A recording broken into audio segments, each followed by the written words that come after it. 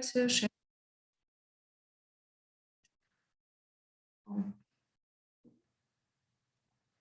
So today we'll be speaking about accelerators and the opportunities they offer, how they work, how to achieve maximum performance, and how to prepare for investment. Mayri, I'll give you the floor to present yourself and to tell more about yourself. Yeah, thank you so much. From you. All right. Thank you, Ekaterina, for the introduction. What would make it so much easier for me is if you take the example from Valerio and Victoria and Julia, and you turn on your camera so I can also see who we have here. I was checking, I think Sarita from Sustainable Fashion, I was like, oh, somebody's so excited, like waiting like that. And then I realized it's a picture. So yes, so I am Mayri. I will be talking today about like kind of how to prepare yourself for accelerators and incubators and everything that comes after that as well. As Ekaterina said, and I am a co-founder of a startup in Estonia that we created an industrial leftovers platform, and we're trying to establish that currently in Estonia too, which is in that sense a challenge because it requires people to do things differently, and they don't want to do things often differently. I am by profession, let's say I'm an adult educator and a trainer. So I do love providing people with training opportunities and, you know, work with them as well. And so as my description also said, so I'm all about the circular economy. So I also research like I'm researching currently with an Erasmus Plus project of like what kind of skills and competences young people would need to be, you know, future leaders in circular economy. And then so my experiences with the startups and accelerators and with the incubators is like I have firsthand experiences with this industrial leftovers marketplace. And then I have also experience of being like a mentor for startups and supporting them from the other side as well. So I'm trying to give today all this knowledge and insights that I have to prepare you also for your next steps in the journey. So what we will be talking about is kind of, so what are they? What's the difference between an accelerator and an incubator? Why should you even apply for them? Then I will also share my story and experiences with them, with the ones that I have participated, and what kind of like insights I got from them, and what can I, you know, share to you based on my experience. And then we will talk about all this, like how to apply and application forms and all that as well. And why I'm also would love to have you kind of, you know, having your cameras on as well, because there will be a moment for independent work. So you already get to start putting together your application, let's say, in theory for something, because I know that afterwards you have like about a month or month and a half to apply for something, and I hope that all of you are gonna go after that you're gonna continue your journey. And there's also questions and answers. And I also saw that Ekaterina's agenda said also something about like how to get an investment, and I can also touch upon a little bit on that as well.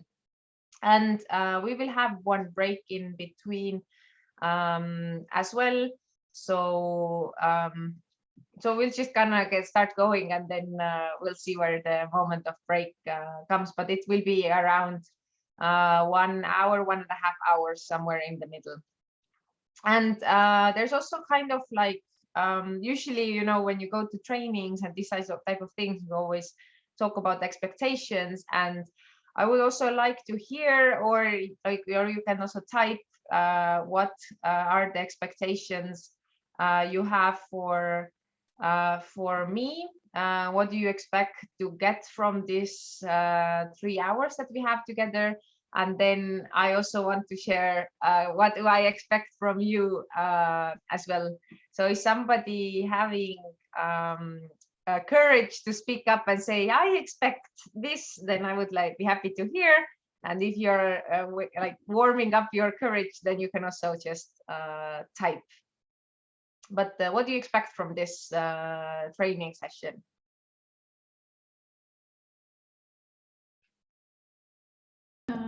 I guess I can be that courageous person and speak up. If you like. Well, I will speak for Zarita and I. We're in sustainable fashion. So what I would expect from this training is to understand whether it's a good time for us, for the idea that we have at this point to enter another accelerator program or another program that is helping to develop our idea. Mm-hmm. Okay. Thank you for sharing. To learn things you can't learn from the books. All right. I hope I can give you these insights as well. Anything else?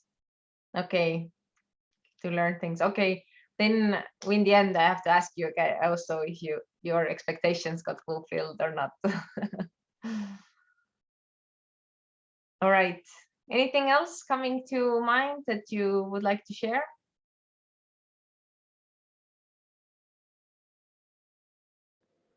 I'd like to know a bit more about your business and what it is that you actually do, because myself and Julia are sort of that's sort of based around our business idea as well, the circular economy. So that'd be really interesting for us. Yeah, I will talk about it more in detail in a bit, and that's also something that I have. I got the description of your ideas, and you're working like all of the 5 ideas are so cool. And I was already like, oh my God, you need to start making those happen.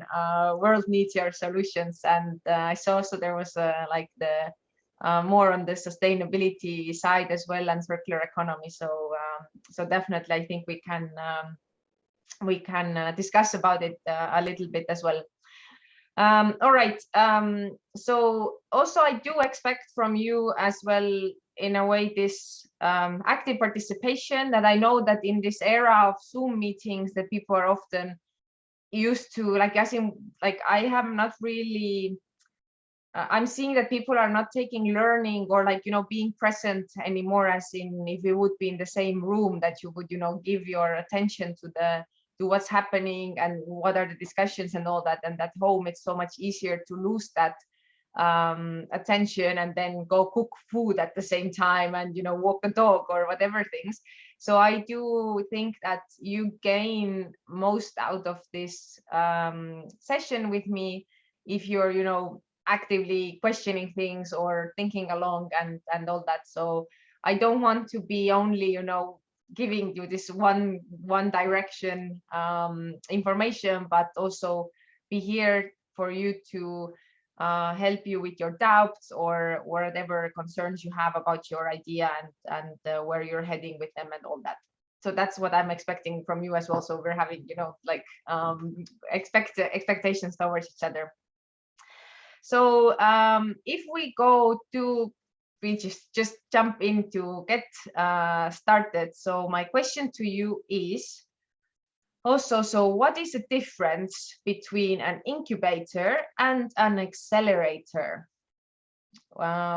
Is any of you could guess what would it be? Why do we have 2 words if they're the same thing?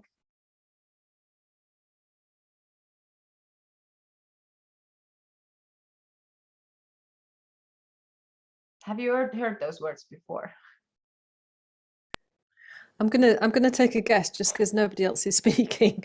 But is an incubator where you're developing the idea, an accelerator is where you've already got the idea and you're then accelerating it to market? Mm-hmm. You're in the right direction. So usually if we talk about incubators and accelerators, then they do have like, they have like an overlapping like part as well.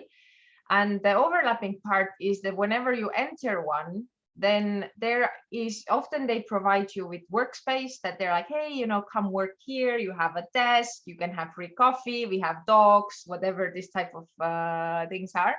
Then often there are in this program, there are trainings that focus on different parts of building a business or building a startup. There's, you know, like market analysis or competitors or legal stuff, you know, like how to set up the contracts, or then getting ready for funding and all these like different aspects of you know, running a business and all that. And then they might give you also like through some, you know, competition aspect, seed funding, which is something small, usually maybe, you know, 10,000 euros, 20,000 euros, not that much, that would help you to, you know, like grow or get to some next level where you're at, like get to that next level from where you are. And then there's always a bunch of mentors who have experience in entrepreneurship, in startups, that are in your command, let's say, to ask for help, whatever things you're needing it. So this is kind of like what's overlapping, or what's the similar thing between incubators and accelerators. And then also, like, there might be some that kind of offer you like a hybrid thing. They call it one or another, but if you go by definition, it kind of like is a hybrid thing, because what makes them different is exactly what Sarida, is this how I pronounce your name, said, that the incubator should be more like, it's like an incubation. So it's also, you know, you put babies or chicken, like the baby chicks, into incubation. So it's like you have like a safe, controlled environment, and you can grow your idea there and go kind of from okay, I have an idea what I'm supposed to do, and then okay, so let's identify your target market, let's identify your business model. So you kind of go from really like zero to something, if we talk about incubators. So you don't have to really have much developed or much achieved in that sense. It's more about the idea, it's more about I have the passion and the team to execute it. And then if we talk about accelerators, then the accelerators kind of expect a really fast growth. And then in cases also, it requires that you have the MVP already existing, which is the minimum viable product. Is this a term that is familiar for you? Yes? All right. I saw somebody nodding. So it's kind of like you have built already, like, you know, like a prototype or something to show that what is working. So I think the sustainable fashion girls, you wanted to make the or ladies, to be, I don't know, like people, you wanted to make like an app for, you wanted to make an app, right? Was it correct? Or a platform? Platform. Okay. Yeah, that was one of the ideas. Okay, so the minimum viable product would be that for you, in your case, for example, that you think, okay, so what is the core functionality of our platform is probably that somebody can set up like an advertisement or like an ad for their piece of clothing, and then somebody else can go like browse it and then say, hey, I want it. So kind of what are the bare minimum functionalities that your platform or an app should have, that is a minimum viable product. It doesn't have fancy, you know, announcements and blinging things here and sounds and I don't know, maybe like a payment method or whatever things. It's just like shows the core functionality. And usually for accelerators, they kind of expect that you have already something, you're stuck somewhere, or you have already, you know, gone to the market or got some feedback, and then you're like, okay, we need mentoring, we need like kind of to get the speed up, and then we can kind of like get from the from point A to point B. And for accelerators, it could also be that you have already developed something, and then you go into an accelerator to develop some certain part that you have like a concrete challenge, and then you're like, okay, we need to, you know, like establish this new functionality or go to this new market. So you're kind of going from that point of view. So these are the main like main differences, but I would also encourage you to not like kind of, you know, get stuck in definitions, because also in Estonia, I see from these different startup competitions or these different things that call themselves incubator accelerators, that they're often not so strict with it either. As I said, that they might, you know, be taking raw ideas in and expect them to grow fast, but then you don't have an MVP and all that as well. So so it's the matter of finding the right place for you to go. And talking about right places to go, then the next question I have for you, because I have my answers here on the slides, but also I want to pick your brains. What do you think? Why should you even consider going to an accelerator or incubator? Like, why was I in them? Why this program wants you to continue your journeys there? Like, why should you go there? What are your thoughts? I think you can come up at least, you know, 2 reasons, if not more. I can try to answer that question. Yeah. As Dorita said, leads for investment. So grants or whatever other types of investment that there are, I think you can get that from going to an accelerator. And there was another reason and I forgot. Oh, as you were saying, if you're stuck with something, if you don't know how to progress from the point where you are, if you need some sort of expertise that you on your own cannot get because you hadn't had, you know, a lot of experience or whatever, if it requires a specific type of expertise. So those would be the 2 reasons I would think that you would enter the program. Okay. Valid points. Other thoughts and ideas? I have one. I have one. The reason is why not? Because you can be very professional in some fields, but you cannot be the professional in all the fields that owner of the business should know. You can be at the same time good in sales or in legal or in financial parts. So every idea that it's already developed, every time you can adjust or just to upgrade to be more professional by yourself and more professional growing. Good input. I'm thinking if you have more ideas.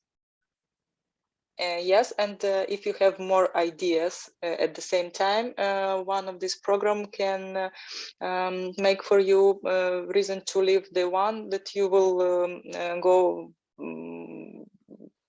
through all these steps. I mean that if you have a lot of ideas, you can choose one that will be the best for you. Yeah. So I think, like, in a way, yeah, if you go with many really raw ideas, then yeah, like it's also a challenge, like I seen a challenge, like how to get to the right one. But I think you have to start from somewhere, and indeed, and then if I don't know, an incubator accepts you, then they do see potential in the idea. So that is already like a good sign as well.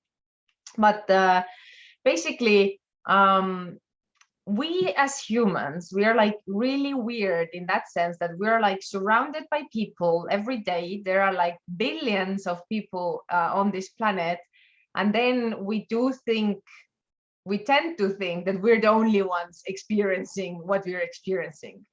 That if we're having like a heartbreak, then it's like, oh, like I'm having the biggest heartbreak ever. Nobody has ever felt it that way. Or if you are having whatever, I don't know, weird habit or think you're thinking that, okay, I'm the only one who does it that way.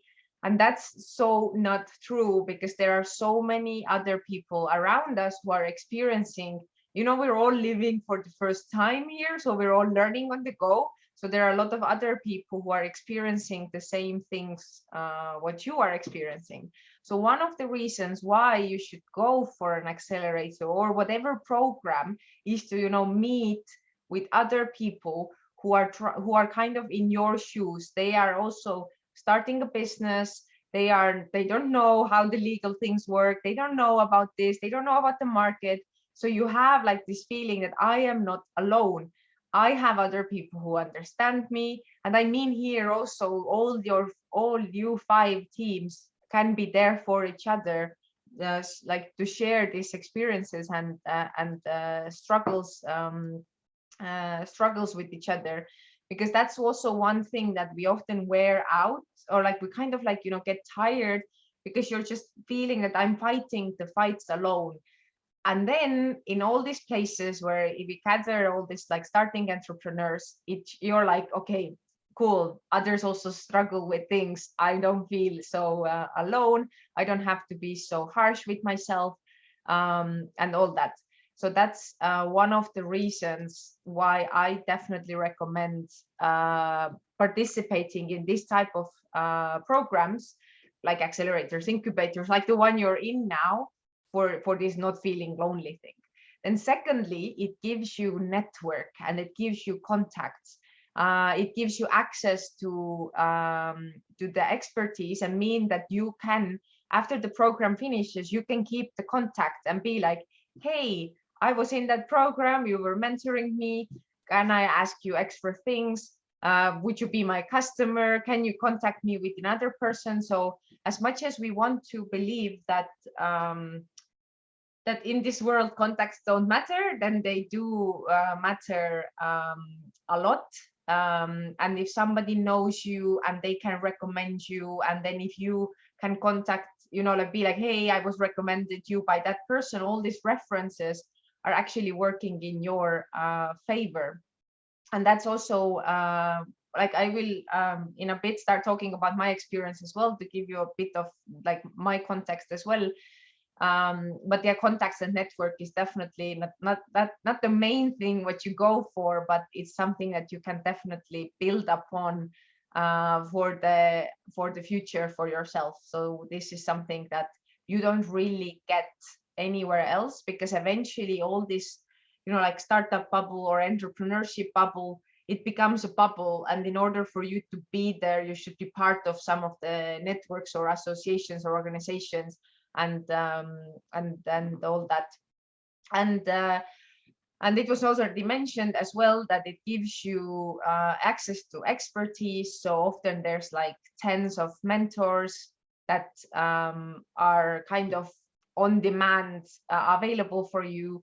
I personally, with my team, we have benefited a lot from the legal parts, like, how to make a founder's agreement, what type of, like contracts we should have with our customers.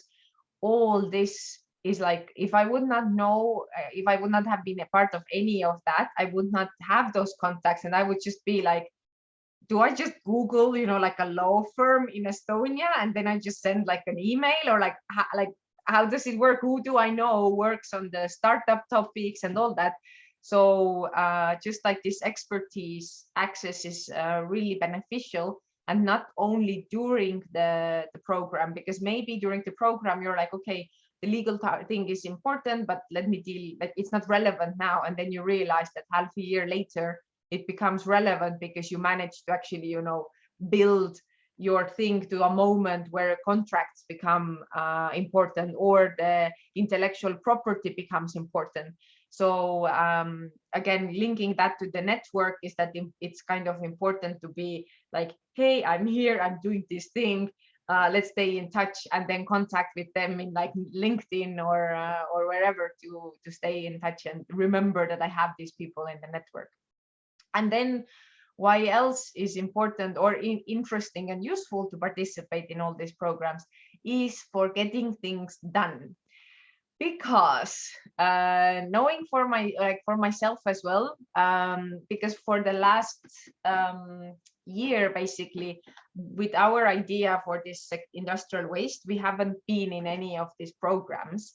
And then you know what happens is that you're like, okay, like I will check on it like tomorrow evening, or I will check it tomorrow. Okay, let's talk about it next week. So it's very easy to keep postponing things because you don't have any kind of structure or pressure or kind of like, you know, the goals, because eventually you are an entrepreneur, you lead your own time, you control how you spend time, and also you probably want to make some money. So it's very easy to be, especially with you know, starting new ideas. They are not going to pay you millions in the first month.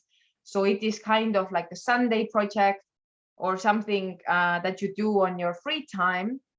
And that's the thing, that accelerators and incubators give you the framework, like they give you the structure, and they say this is going to last for half a year or a year or however many months.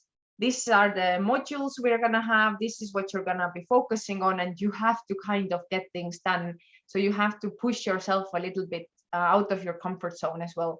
So and of course, leads for investment. I didn't even write it here, but it's so obvious that eventually, if you're doing well, if you're showing in your in the like during the program, you show progress, you show that you have a great team, you can make things happen. There's, you know, the proof of concept and the market validation and all that. Then you can easily get interest from the investors as well. I can't guarantee you, of course, any investment, but I mean, it's much easier to get access also to the people who are investing. Because again, if you are not in any of those, and for example, we have this like sustainable fashion that is like a technology-based solution, right? Then how do you, like, what do? You go to Google and you're like, investors in Moldova, like, as in, what do you Google? So again, these frameworks give you the structure in that sense. So these are like the reasons why to go after it. I definitely again recommend you. So I want to share you a little bit my story as well, and tell you then a bit more about the platform that we're building. And my experience is based on three programs that we passed. So I will go from the beginning, and then they will kind of go in a chronological order, and then it's probably easy to follow as well. But what I want to kind of say as a disclaimer is that if your idea is something like revolutionary, in that sense that you want to do something differently than what people are used to doing, then, and I, as much as I read your ideas, I think I find them super useful, and I'm so hoping you're gonna make them happen. But the problem also is that like, if you want to do something completely new, you want to create like a kind of like a completely new solution to the market, or create a wholly new market, then it's gonna be maybe a bit hard to find people who understand what you want to do and why you want to do it. And that kind of happened to us, that we were first in this competition called Megawatt, and it's meant for people who are between 18 and 30 years old. It's state funded by the Institute for Environmental Investments. And the whole idea of like what type of ideas they're looking are the ones that kind of save resources.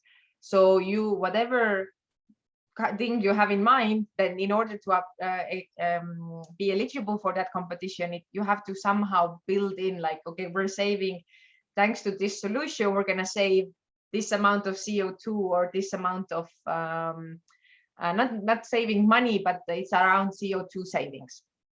And then the idea what we had was to, or we still have, is to build a marketplace for industrial waste. So you have a producer who's making furniture, for example, or they're making metal cylinders, or they're making clothes.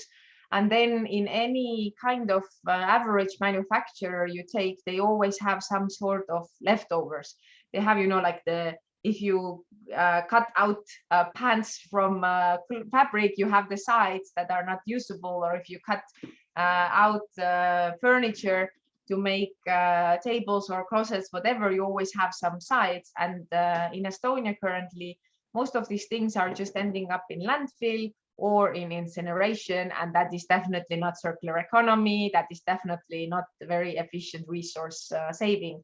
So we were like, let's make a marketplace where the companies who have those materials can, you know, make their kind of, you know, web shop. And then on the other side, smaller entrepreneurs or middle-sized entrepreneurs who want to produce something can go and source their materials from these companies. So we're extending the lifespan of those materials. And the challenge was in the beginning that that the jury of that competition, they didn't understand at all, like who's your paying customer, what's the problem you're solving, what's your market size, how much are you saving, anything. And it was in that sense really hard because we're lacking a lot of data on this information. There's no public data on like how much companies are wasting their materials because it's listed as waste. And what was so we went to that competition with zero preparation. We just had an idea and we had not thought about anything, absolutely nothing. And so the competition, it wants you to, you know, develop to something that you prove your idea and all that. And then in that sense, it was from March to May, and so it's like 3 months, and it was really, really hard. And we like had to work on it every day, calling to potential customers, like finding out, like, is this really a problem? Is this not the problem? Would our solution be used or not? But eventually, the point was that we believed that no matter what the jury people are saying, that this is not gonna work, nobody's gonna pay for it, blah, blah, blah. We were like, this has to be solved. Like, if not us, then somebody else has to solve it because this situation can't stay that way anymore. When we got to the finals, then we won 2 special prizes. We didn't win any monetary prizes, but we got 2 special prizes. And one of them was access to Climate Launchpad, which is the second program we went through. And the other special prize was just like tickets to some startup festival. But then basically when we went to Climate Launchpad, so this is organized by Climate Geek, and I think also like it's a global competition, and I'm sure that in Moldova you can also participate in it. Valerio is nodding. Yeah, yes, we have. So it's like you're like, no, I think it was like European, but maybe it was a global. Actually, it was like a world, I think. I don't know why I put European. I think it's like a global green business ideas competition.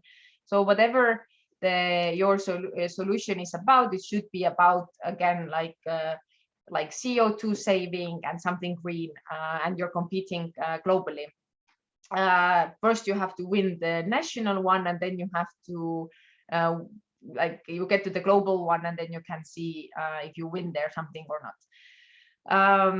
And with Climate Launchpad, again, you have this, so both with Megawatt and Climate Launchpad, we had the same structure, that you have some sort of like, you have some trainings, you have some milestones that you have to fulfill. For Megawatt, there was like weekly homework. So that kind of like pushed you to work, as I said also in the previous slide, that it makes you get things done. And then in Climate Launchpad, there were weekly trainings. And again, like there was, by the competition, there are quite strict rules because it's a global one. So they have put like a very strict framework of like, what do you need to comply, what needs to be in your pitch, how does it have to look like. It's like, it was very defined. And also what you had to do in order to even qualify to the finals. So the thing is also with these programs that if you're gonna do like many in a row, you might get really tired as well. And that climate launchpad happened over a summer. And imagine now it's summer, and every Tuesday in the summer, every Tuesday from 3 to 6, you're gonna have the accelerator training, and then you have to do the homeworks and all that. So it was like very, very challenging, because the timing was like not ideal for us, because it was just summer and we wanted to kind of take a break from the previous competition and then see what do we learn from it and how do we move on and all that. But we were there, so we were like, okay, we have to keep pushing. And then we managed to win the Estonian finals. So that meant that we got access to the global one. Like we got to compete as the winners of Estonia. And both things, what we kind of like learned from it, or what we took away from it, is that yes, you get to do a lot of work, but secondly, you have the contacts. We got contacts from the Minister of Environment. We got contacts from this environmental investment place, like the director of it. We got visibility after winning it, the climate launchpad. We got visibility. We got to like radios and newspapers, and then you could call yourself like, oh, we're the winners of this thing. That kind of like winning is not always the thing, but even just like participating in it gave us kind of like a quality thing. And whenever, I don't know, quality maybe is like a wrong word, but it gave us some like some sort of like a structure or like a cause. And also when we were calling to the businesses to be like, hey, we're solving this thing, do you want to come to our platform? Then it also gave us this like more reasons to call, and we're like, hey, we're in these accelerators, we're winning this, we won that, etc., etc. So I understand that I'm like now talking, like just do it for the visibility and just do it to call to somebody and say that you're a winner of something. But it's not about that, but it's just like it gives you this extra benefit rather than I'm just like a random person with a random idea. It's like, hey, I'm in this competition, I am being mentored by this business person, we want to talk to you, discuss like if you would be our customer or user, etc. So it gives like more of this like quality. I want to say quality, but I think quality is maybe not the right word, but I hope you know what I mean, that it gives some sort of like a certification or thing like that. And then basically what happened also during the climate launchpad was that I know that the situation with waste management in Moldova is not something to be very cheering about, because I've heard that you're still in the phase to set it up, which I believe you have a lot of potential to make it awesome, but it has to come from the ministry, unfortunately.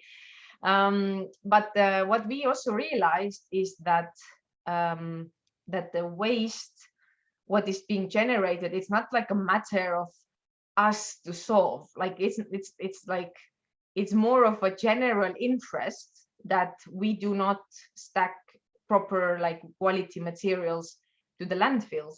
So we realized that this is actually a matter for the state to solve, and this should be kind of like state-led initiative to map the ways, to find the valuation for it, to kind of like facilitate this conversation. And then at that time when we were in climate launchpad, also a program called Accelerate Estonia was starting up, and they were looking like first batch of participants who would get into a state-funded innovation program that should open all the doors to all the public sector bodies and all that. And that's the thing that we were lucky enough to get into it. So out of 64 ideas, 4 were selected to the first round and got the funding and access to all these things for 9 months, or to the access to the program for 9 months. And And I don't know, I don't want to like sound that like this incubators and accelerators suck, but that was again like a hard thing. But I will also explain you like later on that it's not, hardness is not what you should be afraid of. But we were just like kind of in a role, so we were going from one thing to another. And so as the name also says, it's kind of like accelerate Estonia. So it's more like an accelerator rather than an incubator. So kind of what was the expectation from their side was that, okay, let me tell you what is the program about. So the program is about that they take in ideas that solve something that you need also public sector and private sector to work together. Because often we run into issues that the private sector can't solve on its own because there's like a regulation or mindset or some issues. So Accelerate Estonia, like the idea is all about that, okay, but let's put private and public sector to work together. So the private sector is going to bring in the idea, is going to bring in that, hey, we need to change that. And then the public sector, whatever ministry you work with, will be there. Okay, cool. We're going to, you know, change this law, or we're going to change this procedure. So then the private sector could solve the problem and then unlock a lot of euros, a lot of growth and all that. So that's kind of the idea behind the program. And as I said, so it was all about like accelerating something. So out of the 4, 2, like including our idea and another idea, were like rather raw because we had not built any platform by that time, because we were still like understanding like, is there like anybody willing to come to our platform if we would launch it. And then 2 of the other ideas were like with people who had been working on that topic for like 5, 6 to 10 years. So they had already been to different programs. They had already, you know, validated it a million times. They had already like a concrete roadmap where they had to get. So it was a really different situation. So we lacked a little bit the, you know, shoulder to shoulder. We're in the same boat feeling, because we were definitely not in the same boat at all. And then mentioning it 3rd time that it was like an accelerator Estonia, so they expected a really, really fast growth. So there was like a lot of like really high expectations and really high pressure to you know, like find the solution like overnight, and then, you know, multiply it and accelerate it and make it grow a lot. So it was the first time they ran it, and now I know they do it differently. But still my experience was that it was really, really useful, again, for the fact that we had access to public sector. So I got to know all the people there are to know in the environmental field, who talk about waste, who are managing any type of like the waste processes. So now that we launched the platform in June, I have access and be like, hey, remember me? I'm still working on this thing. Can you do this to me? So it's a lot. I feel it's a lot about the people you're gonna meet on the way, and the contacts you're gonna make on the way, and the friends you're gonna make, and you're gonna find people who are gonna support you as well. They're not in your team, but they're gonna be like, I want your idea to work. I want to support you. How can I help you? So it's a lot about that. And then it's a lot about kind of like knowing where do you want to get. And I will talk about it in a bit as well. But I think for us, it was like, in that sense, challenging for the fact that we came with such a revolutionary idea, because we also wanted state to kind of lead this process. And then in general, you take a topic that nobody's talking about, and then you're suddenly like, hey, we need to talk about it. So it was a lot like a huge challenge in that sense. And then I burned out as well, because I got tired of explaining the same thing to people over and over again. But that's also a natural part of being an entrepreneur, I believe. But now I'm smarter. But basically, so where we are now is that we took a break for after Accelerate Estonia finished. We took a break from the whole topic for about 4 months. And then we found, well, a developer found us who was ready to build the platform, actually, make it.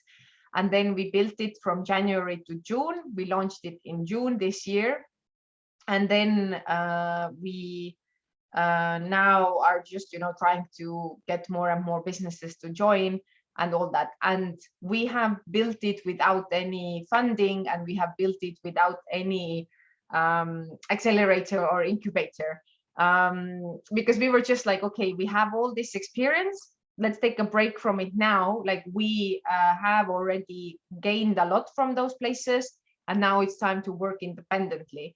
Now I'm thinking what we have discussed also with the team is that maybe it becomes the right time again to join, because we have, established what we wanted to establish. We have implemented the knowledge we have so far, and at some point we're gonna plateau, and we're gonna have to find, somebody who's gonna be like, okay, you need to do this to get through that plateau. And then for that, we are now looking into what type of programs in Estonia could be useful for us, that would help us to get to the next level as well. So what I want to say with that is that what I want to say is that you need to know with your team, where do you want to go, and how fast you want to go there, and then what would make sense for you to help you. Because if I would be retrospectively now looking, I wouldn't do 3 in a row, because when we started that, it was March 2019. When we finally get to launch our platform, it was June 2021. So it's been also like a 2-year 2.5 year process. So things don't happen necessarily overnight. All right, I will just I hope this was like interesting story to listen, and you got something out of it as well. I will continue to maybe talk about also like how to apply, so we get more like practical on that side as well. And the first thing is, if we're talking about going to any place, it's about what is the application criteria? What is the accelerator? I'm just going to call them programs, because otherwise I will be just saying accelerators and incubators all the time. So it's about like, what are they looking for? Every program usually has their own focus. Are they focused on deep tech? Are they focused on green solutions? Are they focused on women? Are they focused on youth? Are they focused on health tech, whatever, or social entrepreneurs and all that, entrepreneurship and all that? So the first thing to always know is wherever I want to apply, do I comply with that criteria? Is my idea relevant for them? Because if I am doing, for example, there's somebody here, Ekaterina, who's doing furniture. So if you're doing furniture, then probably, like if there's an accelerator that's all about health tech, then probably that's not like, if they are looking technology-based solutions, then this is not the place to go, because you will be just wasting your time applying. So that's like the number one thing to do. We were lucky in that sense that our idea was about like saving resources in the end, and then we got like 2 programs in a row looking for that, and then we were like, okay, there's also like a bottleneck with legislation, and then there happened to be funding available also to solve this type of legislative issues.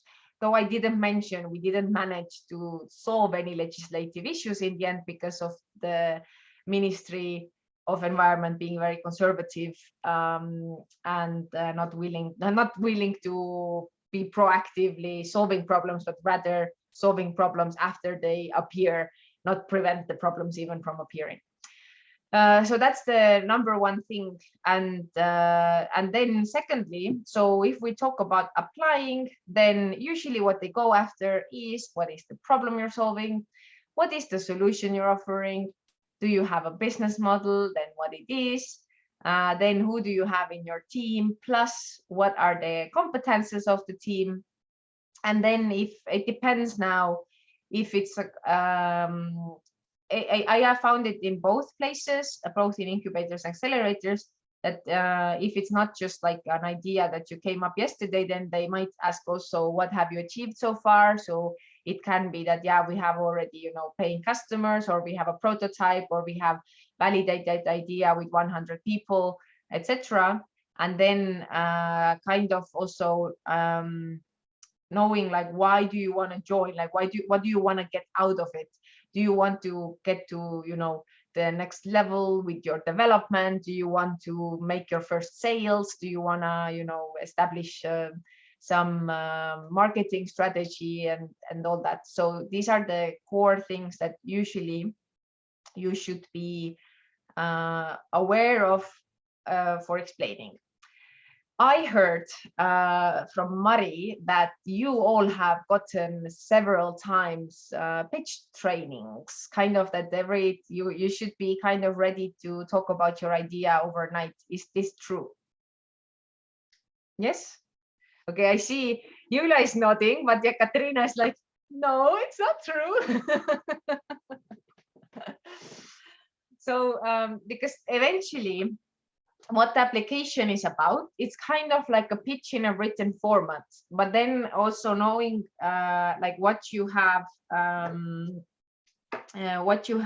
learned during pitching is also, hopefully, is that your pitch should always address or be adjusted to the audience. And that's why I'm saying it's important to know what they're looking for, because that's why your application form should be focused on that. For example, if I will be potential user for any of you, then your story to me should be around how I'm having problems and how you're gonna solve them, right? But if I am representing an incubator and I'm looking for new teams to join, then I am looking for something else. I'm not looking to use your solution personally, but I'm looking to understand, do I have, or our team of mentors or the people in the program have the competences and knowledge to help you to the next level? Is your problem scalable in that sense? That is your problem big enough? Does it make enough people hurt? And is your solution scalable enough that we would, as our team in the incubator, want to jump in and be like, we see potential in it, and we want to help you to get to the next level. So I'm saying that is that if you have like what you all should get and like working forward with your ideas is to get to this understanding or knowledge that that your story or your pitch, what you're telling to people or in the application forms and all that, it should differ. And also, so what is your standard pitch shouldn't be probably in the application, but your application is like, okay, we know that in the incubator they're looking for resource saving, so my problem statement is around how there is a lot of waste of resources. If the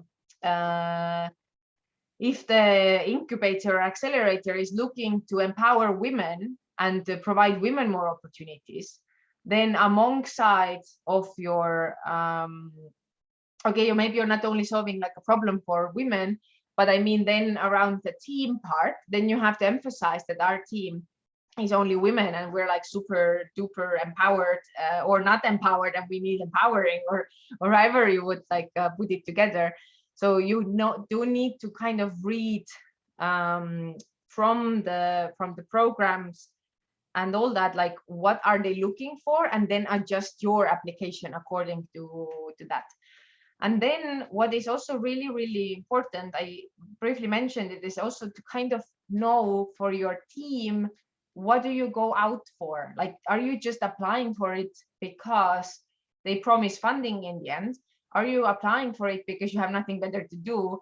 Or are you applying for it because you're like literally, you know, you're stuck somewhere and you're like, okay, I would really need a mentor.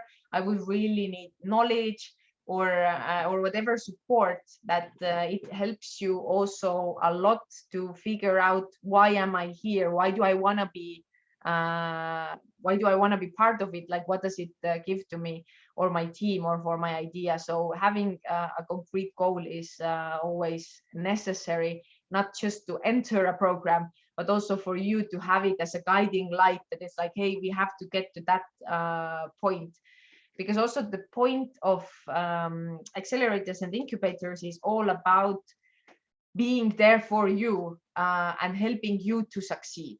Because eventually you, in theory, should keep working on your idea with the accelerator or without it. You should still be working there, working on it. But what it gives you is all these benefits we talked about already: the network, the mentoring, the trainings, the access to all the resources that they have. And that should help you to move a lot faster than you would move otherwise. Then before we go on a little break, I also want to talk about two things called one pager and the pitch deck. Have you heard of those things? Have you made yourself those things? Okay. I see like Julia being like, I love it, because also often when I do like trainings, either and especially in Zoom, I do have to remind people that they have a neck, and then the neck has ability to move the head, and then the head has ability to signal the speaker, am I disagreeing, or I don't know, am I agreeing? So I love, Julia, that you're like actually able to use your head. All right, so one pager and pitch deck. So one pager is basically, so why I want to talk about them as well for a brief moment is for the fact that if you go to the application forms, whatever place you want to apply, then at the end of the application form, there might be an option to add files, to attach files. And then in some cases, it might be even mandatory to attach a pitch deck or one pager. So what basically they are, so one pager, as it says, it is one page of something, usually from just one side, because if it's both sides, then it's two pager. So one side, it's just one side. And then a pitch deck is like a presentation. And what's the purpose of them? If you are applying for something, then they might not ask all these things what I had on this slide. They might just ask, what's your problem? What's your solution? What do you want to achieve? And then they have like attach file. And keep in mind, they might put like, you know, explain your problem in 100 words. So they want to keep it really brief, because also all these programs often get like hundreds of applications, and they need to sort them through really quickly. What has potential and what doesn't have potential. So it's needed that this here is strong. Whatever they ask, it's strong, but it's also concise and brief, that you know how to explain your idea and how to describe your idea in a way that it is concise and I get the core of it. And then I have an attachment called one pager. And then the one pager is the place where on one page you have an opportunity to explain a little bit longer, what kind of like visualize also what you want to do, to have like a problem statement, maybe some visualization, maybe pictures of the team. I also have two examples for you, from one from myself and one from my boyfriend's startup. And then so it's more like a beautifully designed thing that I can read a little bit maybe longer and see that, okay, you're capable of making something beautiful and explaining yourself also in this like one pager way. And then when we talk about, so I definitely recommend you to make it one way or another, because if you're even looking for, you know, cooperation partners, or some, you know, you want to go meet with somebody, then it's always easy to attach me like, hey, I attached the one pager that you can check our idea more in depth, because that's the thing that people don't want to read really long emails. They don't want to read really long application forms. And again, what they are looking for is that your capability of separating important from the unimportant and only keeping the important in it. And then the pitch deck, on the other hand, is kind of like a slideshow about your idea. So basically, again, you go through the similar structure of what is the problem, what is the solution, what's your business model, but you have like slides, again, beautifully designed, should have like text, graphs, pictures, but not too much. So it's not like, you know, like an essay there. So that is also often, that is something that is asked more often for accelerators where there's money in the game. And one pagers are more like, okay, I have like an idea. I want to understand your idea a little bit better. I do have a couple of examples for you, but let me start the new share. And then I think it's here. All right, can you see my screen? Yes, all right. Let me see if I can. Oh, wait. Is it big enough, or it should be bigger? Okay, I can't make it bigger. Is it okay? Okay. So this is the startup of my boyfriend. Just casually asked him to show me like a real one-pager. So again, I'm not saying that this is how you have to do it. It is just one example. And just to visualize you something. So what, like I will let you look at it for a moment. And then I will ask you, what is this Kipu energy doing? So just to test how much you get from this one-pager.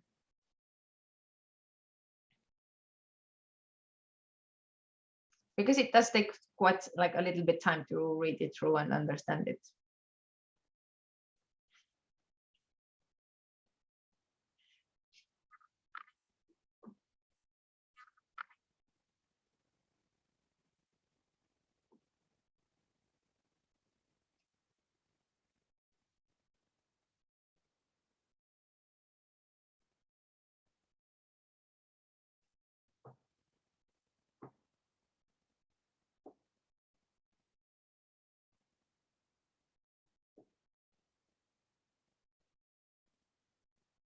See, Valerio is like, oh my God.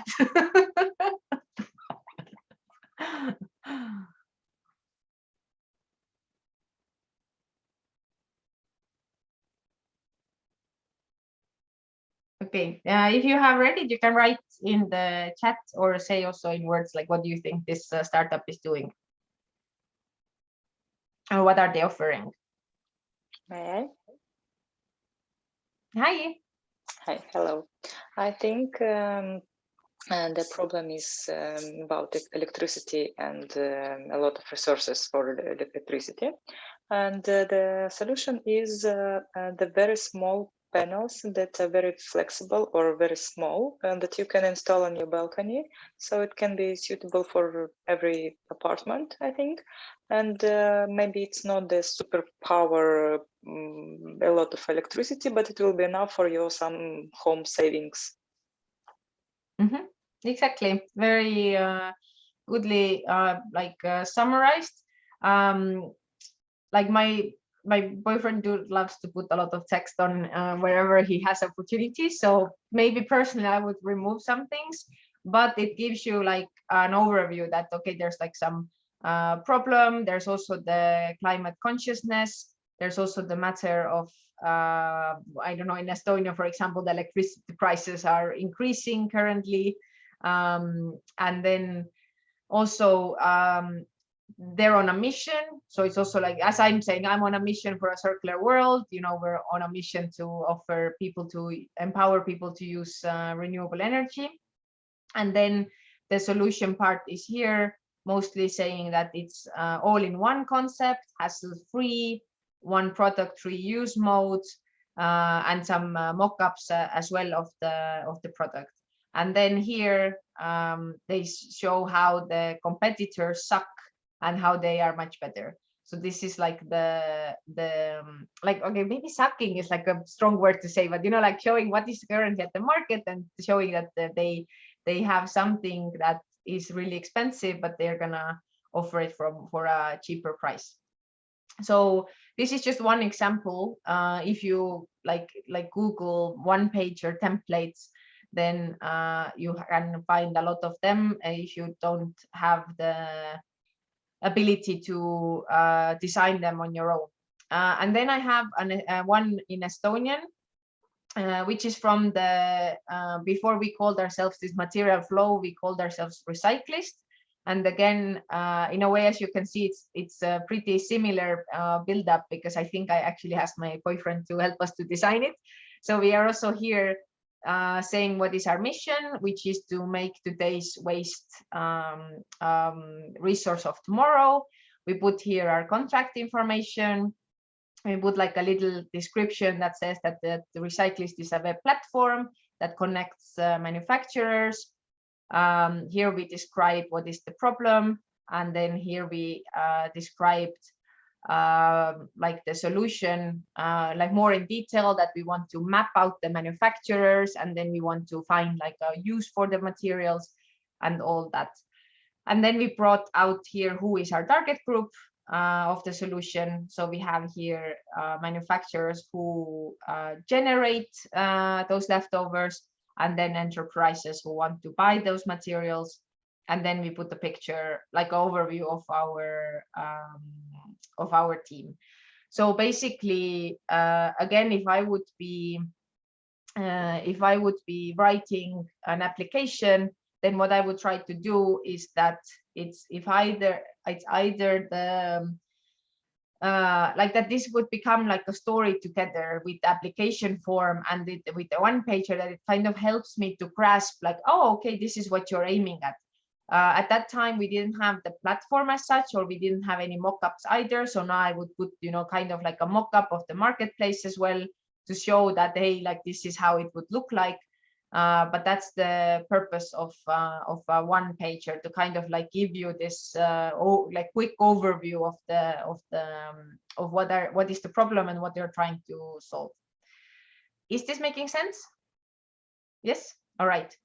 And then I have a pitch deck example of a startup that I was a co-founder of, but by now I have left it. Because the world needs circular economy, so I decided to put my energy into that. So as I said, so pitch deck is more like it's kind of like your pitch, but in slides without you talking. So it has to be self-explanatory. So how it usually goes, you have I will ask you in the end if you're actually understanding also what is the startup doing. So you have here the starting slide, right? Then we said why, kind of like, why do you need Skyrocket your team? So this is like the second slide, kind of explaining why am I needing this thing, and it's about describing the problem often. Then here we describe the problem by giving here 2 quotes from some researchers. Then we have generally saying that how we help, like how this is helpful for a remote team, what we are offering. And then we go for, okay, so what is an escape room? Saying that usually you are solving puzzles together, boost the team spirit and all that. And then we are saying that our solution is that you have astronauts, it's an escape room, right? They need to work together. You need to communicate efficiently to solve all the puzzles together. And then we have mock-ups here showing how it looks, right? And then we go into saying why are we better than the competitors, or why are we better than, on the market than the others. It's like design, especially for distributed teams. There's debriefing, it's customizable. And then in order to even, coin it even more, or, emphasize it even more, like how you are solving an amazing thing, we also brought out this this part showing that, here we have the communication tools, here we have fun tools, and then we have here impactful team building, somehow trying to visualize, like, okay, compared to your competitors, where you're located at. And then also what often in whenever places we go, any of these programs, they also want to see the opportunity, the market size, the growth opportunity, and all that. So here we're bringing out what's the HR management market size predicted to be. So we want to show that, hey, this market is growing, and also the corporate training market size, that also statistics, or not the statistics, but research says that it's growing. So we want to show that, hey, like, this is a huge growing market. We didn't know what was the concrete size of the market that we would be attracting, but we just wanted to give signal to the people seeing this pitch deck that, hey, there's going to be more solutions out there, and we're already here. And then there's also a thing called go-to-market strategy. So it's kind of like, how do you approach your market? How do you get there? So as you can see also in the pitch deck, you have more things to cover as well, like, the market size, competitors, go-to-market. So who do you approach first? How do you get to them? So we were going through HR managers, aiming at targeted marketing, not, or going directly with sales, etc. And then so the strategy was pretty much like the go-to-market strategy, that you get discounts and the price reduction and premium level and subscription model and all that. Then what is also good to share is what have you achieved so far. Like, what have you done? Have you already sold something? Have you been featured somewhere? Do you have really big companies or whatever customers who have signed letter of intent with you or agreed on a partnership with you? Then to really, put the dot on the I, you can also bring out then feedback from the customers to say that, oh my God, this was so amazing. Definitely recommend it to everybody, to show that, okay, like, we're a real deal. Then show yourself also the team, of course, and then have the contact.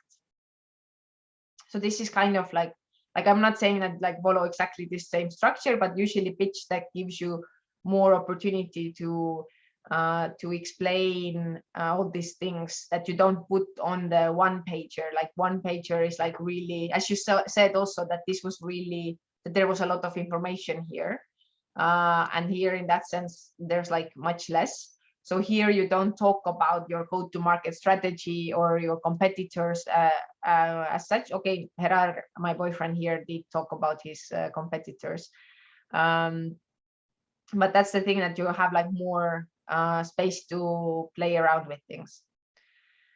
Did you get what the startup is doing? Yeah, Julia, say it. Do you want to say it with words?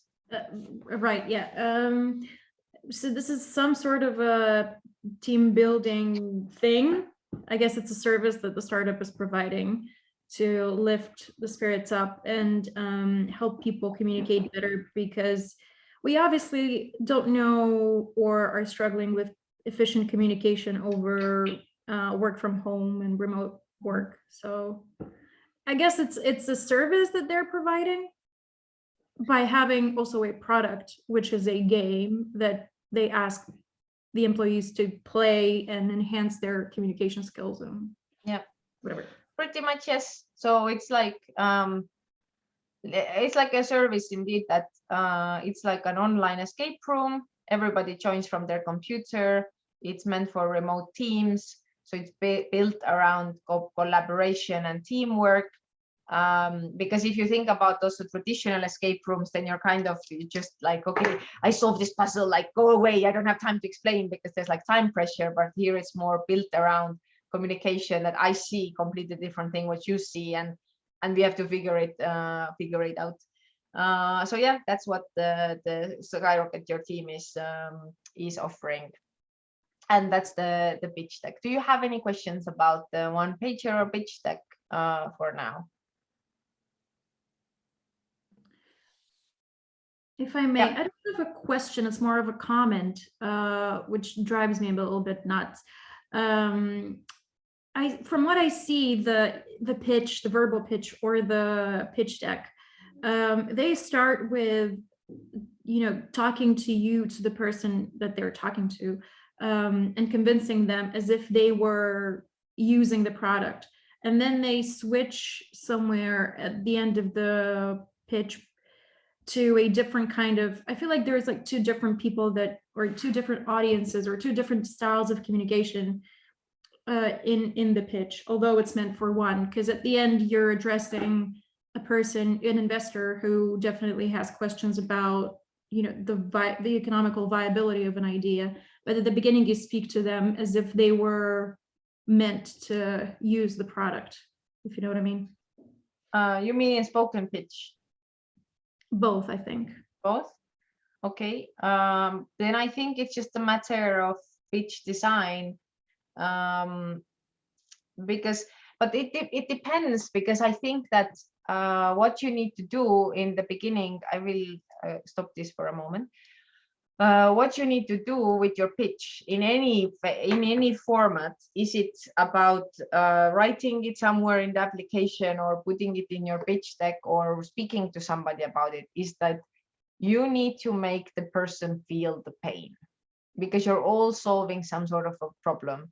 And that's the thing, that there are like different approaches to go about in your pitch. So there's the approach, I'm just seeing like some of my hair is super crazy, so I'm like, so there are like usually 3 approaches that at least in my pitch trainings I give to people for putting together like how to make people feel the pain. So one of them is giving them really big statistics and numbers and saying like, like every year we're spending this amount of time or this amount of money or this amount of resources. So you attract people with, like the analytical mind, being like, ooh, numbers, ooh, that's a big problem.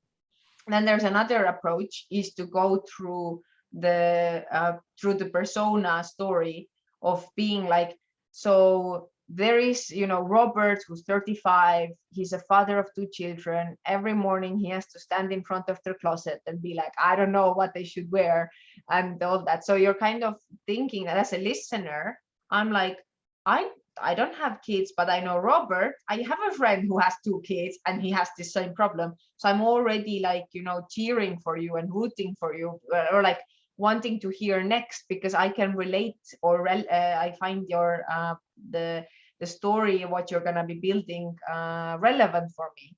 And then there's always the option to go also about kind of like you perspective of saying like, do you feel this way, or do you also have that, or am I the only one who snoozes in the morning?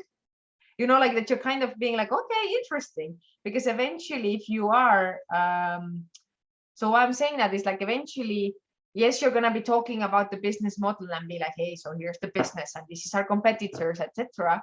But the point is that if you're talking to investors, if you are in a competition pitching to win an award, the problem you're solving has to be relevant for the audience, and not the general listener, but it has to be relevant for the jury. It has to be relevant for the investor, because investors are investing in startups that they feel that they have expertise in, that they could support. They are interested in this field or topic, like education or space or oceans or forests or whatever these places are. So for that purpose, you do need to address the kind of the listener as well, to make them relevant. Because if I'm gonna be reading or somebody's gonna pitch, and that happened in one of the pitch trainings where I was not the target.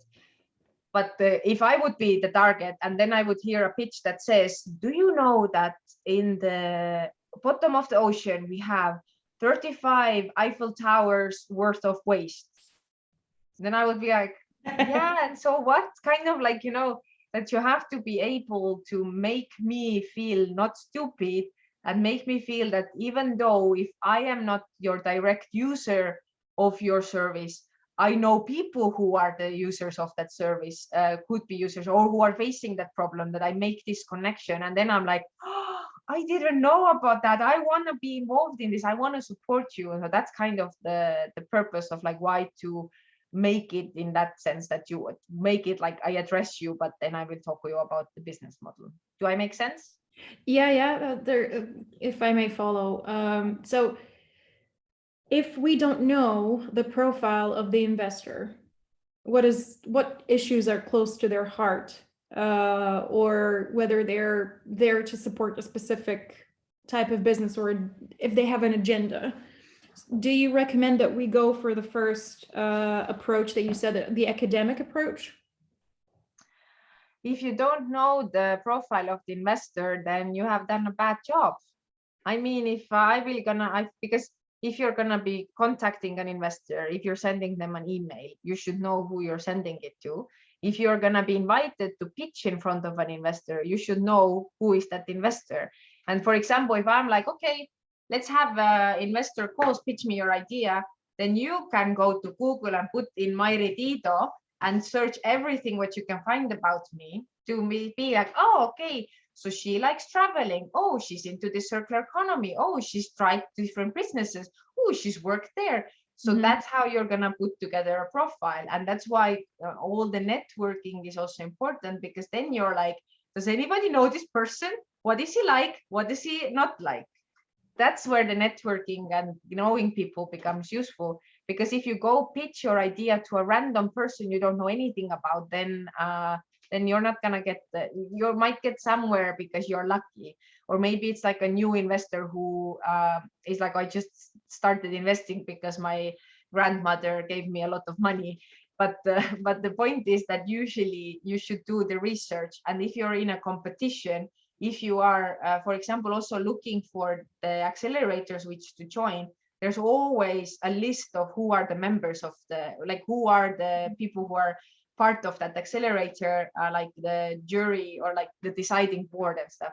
And you should always understand what's the profile of those people and who from those people could be interested in the green topics, and who from these people is interested more in, the numbers and the tech things. So then you know that I don't want all of them to say yes. I want one guy there to get excited about my idea. And I want him to say, I want this team in, or I want this team to win, or I want to be their mentor. This is what you want. So even if you go to a competition and there's the finals, always find out who's the jury and Google the hell out of the jury and see what do you know about those people. Yeah. Okay. So that's my recommendation. Okay, thank you. Yeah. All right. Any other burning questions for now? Nope. Okay. Then I propose that we go for a 15-minute break to rest our mind for a moment. And then after that break, you are gonna get to independent work, and then we will be giving feedback to each other as well. So I will put a 15-minute music timer on the screen. I forgot to put the music part as well. And then when the time runs out, then we come back. So it's easy to see. So if you see it on the screen, the time running down. And then yeah, we get to the independent work. Yep. All right, so see you in 15 minutes.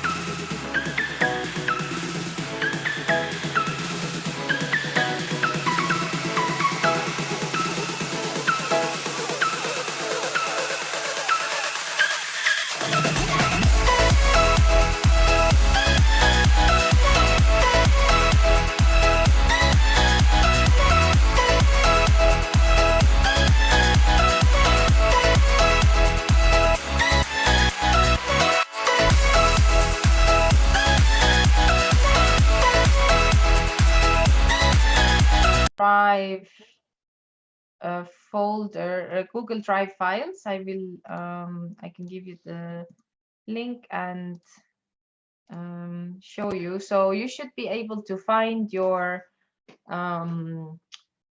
team name here. And then if you are, for example, the furniture company, then everybody has exactly the same questions, and the format is exactly the same. And my point is that even though I've been talking to you that, oh, you need to know who's in what's the focus of the accelerator or the incubator and all that, then I would like you to kind of start drafting some ideas of like, how would you describe your problem, your solution, all this, who's in your team, what have you achieved so far, and what is your goal, and thinking for the goal of like whatever which you need now, imagining that there would be an accelerator that gives you trainings and mentors and all that kind of support. So I would like to give you maybe 20 minutes to fill it in. I don't know if 20 minutes is too much and you're just planning to copy paste your pitches or actually discuss it and write it through. So if you're planning to copy paste, then I will give you less time. So is 15-20 minutes fine? Yeah. I think what we're planning to do is to do a mix of copy paste and then talk about it. Yeah, okay, that's good. So like that's perfect. So just try to, you know, think about it. Like you can also, there are, I don't, Valerio or Ekaterina, did you give already for them some examples of the accelerators as well? No, we didn't. Not yet. Okay. Let's keep it like hypothetical. I'm sure you're able to kind of, you know, come up with some context for it as well. Is that doable and clear? Yes. Did you get access to the drive and you found your file? Yes. All right. So Right. just a quick clarification before we start. So we don't know who the investor is, or who are we pitching to, right? Not really, but you can, if you want, you can come up with a hypothetical person listening to you as well. You can take me as an hypothetical person thinking if I would take you to my incubator. But yeah, but the idea is that you kind of like would, because the speaking as writing are two different things in that sense. Like how do you, because with speaking I have more, you know, chance to use my body and language and gestures and, you know, explain things differently than with writing. My sentences have to be very concrete and all that. So for that purpose, I just want you to kind of, you know, experience, or if I write down my idea, is the problem statement strong enough? If I write down my solution, is it clear enough? Because after that, we're gonna go into feedbacking each other's work as well. But I'm thinking, I know that so Julia and Sarita, you're from the same team, but also if there's somebody else from the same team, it would be good to make actually breakout rooms. So every team would go into the breakout room, and then if you have questions, you can, you know, request somebody to your team, and then I can also jump in and out from the teams if I see that there's something going on there already. So I think Valerio, you're the break room. Yeah, I prepared breakout rooms. How many minutes should I put there for 20? 20? Okay, I put 20 minutes, but we can end it earlier. Okay, just yeah, because it's easier to do it like that.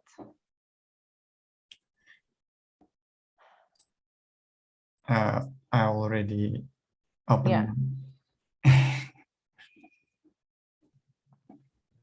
All right, good luck everybody.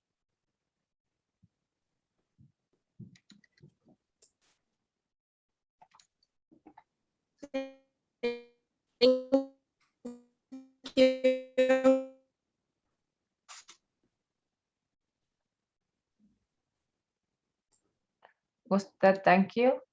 Yeah, I think it was a thank you. Okay. Oh, you made me a co-host. Then I was like thinking why I have the power to close the breakout rooms. I think it's usually like this, so you can enter and exit all the Yeah, that's true. Should we pause the recording for now? Yeah. We can. All right, so just a quick reflection. How was this exercise in 20 minutes? Did you enjoy it? Were you suffering? Was it challenging? Was it easy? Was it hard, confusing because there was no real target of the application? Julia, you're muted. Yes, sorry, all of the above. All of the above, but in Yes. your own words. So we struggled because we didn't quite know what we needed to do, but then we decided we changed like 3 times what we were doing at the beginning. It was interesting to realize that you need to adapt your spoken speech or pitch to the written one. That was a cool idea, and there have been some other questions that we didn't answer before, so that's cool. All right. Thanks for sharing. Other reflections? I have. Yeah. Me and my mentor. Yes, it was very hard to as Julia said, to write few words about that you can speak a lot. It's very hard to be very clear and short. And after that, the last question, what is our goal to participate in Accelerator, was to write the real problem, or just to invent something that's very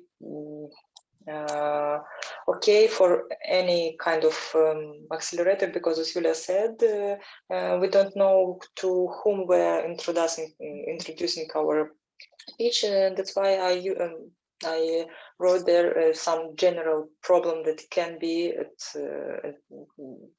right now for my business, for example, and not the real one problem that I understand that accelerator cannot be solved because the problem is not from accelerator part, but from production side, for example.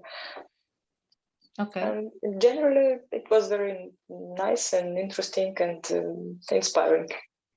Okay, that's good to hear. Any other reflections?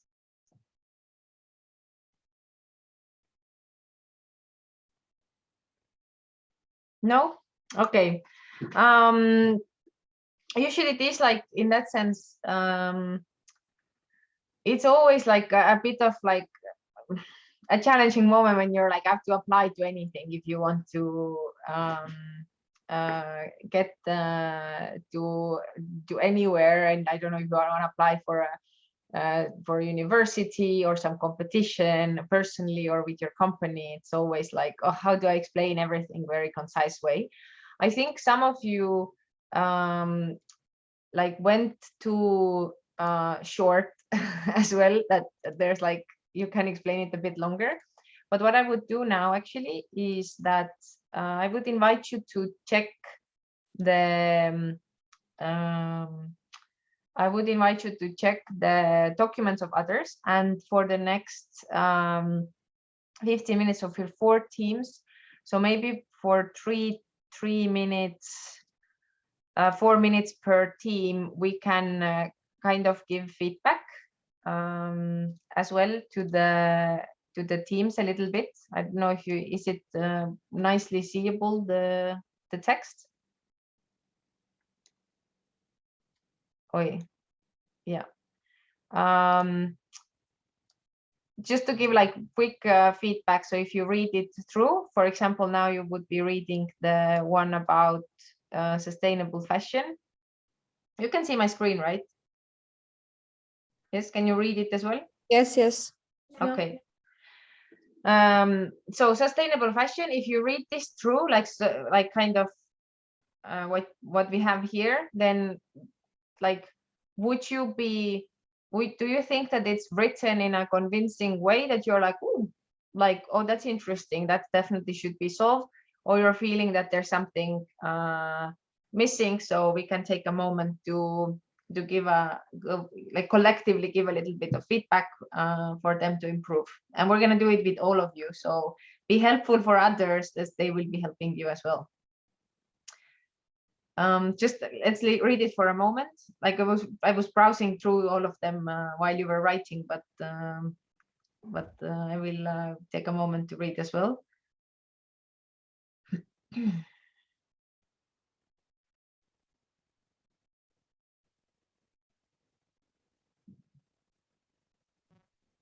And if somebody has some feedback to share already, then feel free to go off with it.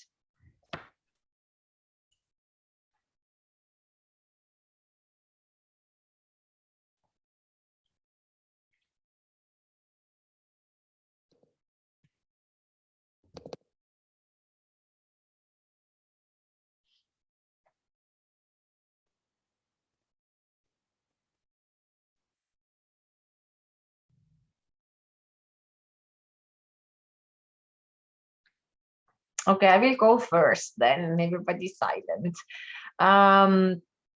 Okay, so if if I'm gonna be, picky with what you wrote, then if you, like, the question is like, what is the problem you're solving? And then this is the first sentence, then I don't understand why it's a problem. Like why is it the problem that we have more clothes in the wardrobes that we don't wear and we buy more and more? Like what makes it like what's, yeah, like kind of like what's the problem? And then I understand you are going after that, saying, okay, it's the biggest contributor towards the climate crisis, which is true. That is the textile industry. But for me, in my head, not necessarily there is like a connection between me not wearing clothes and having the contributing to this thing. And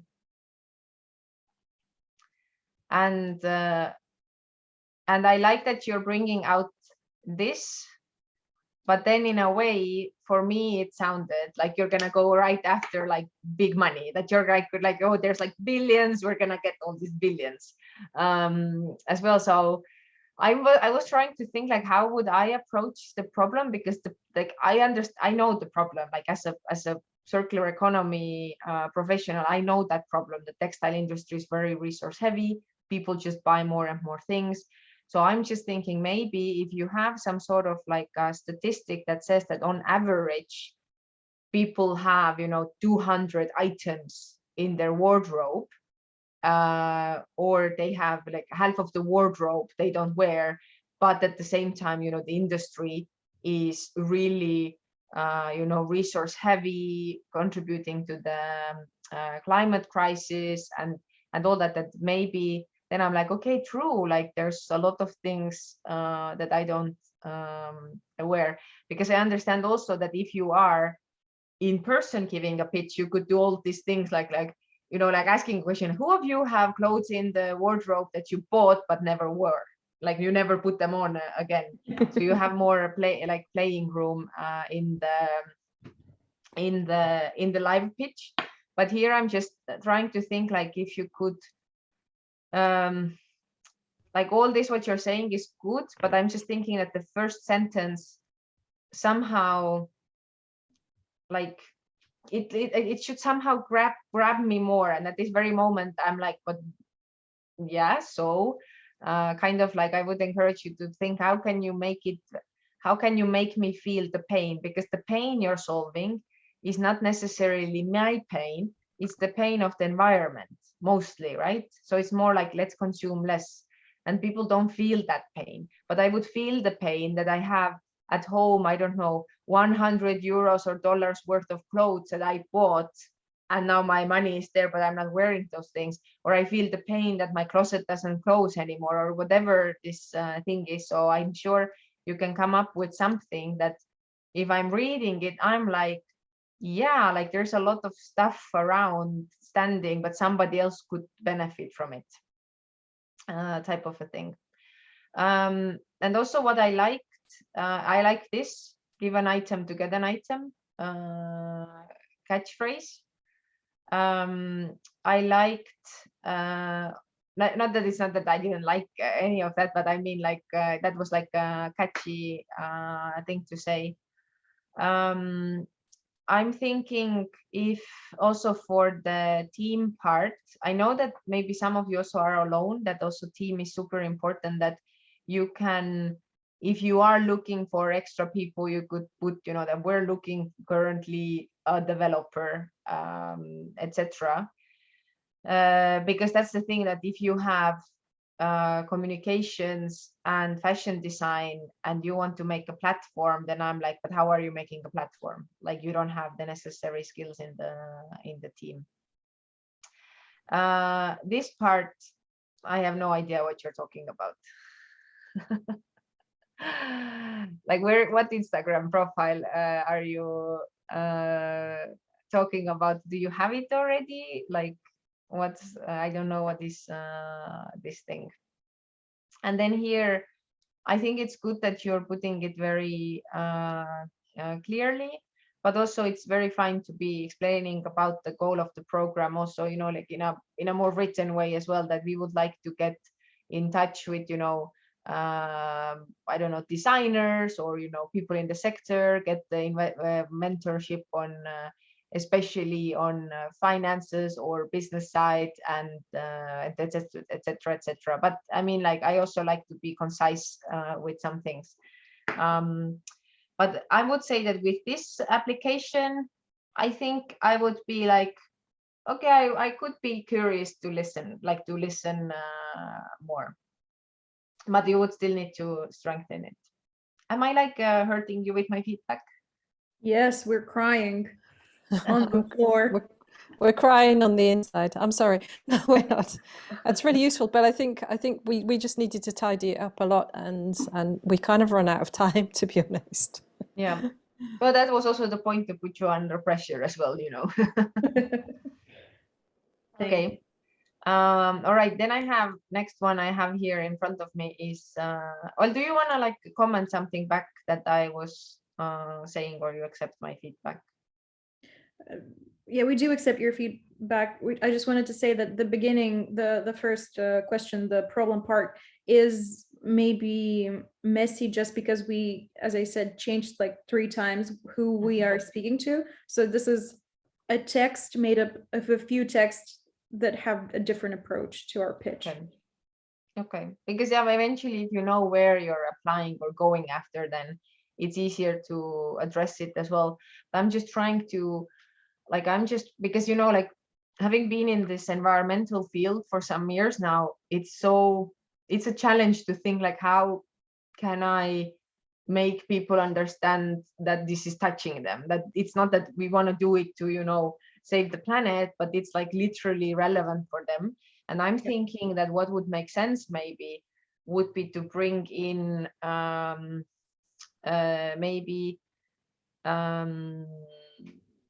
maybe to bring in some of the monetary things of like how, like, I'm sure there are some statistics available of like how much people are spending on buying new clothes and how much they're not using them, or something like that, that to say that, do you know, like, is it like, do you know that we have like, I don't know, 1 million euros worth of things at home that we're not using, and a big part of them is clothes, to really bring it in. And then kind of like I think what we're missing here a little bit as well somewhere here is kind of like, why do you want to solve this problem, like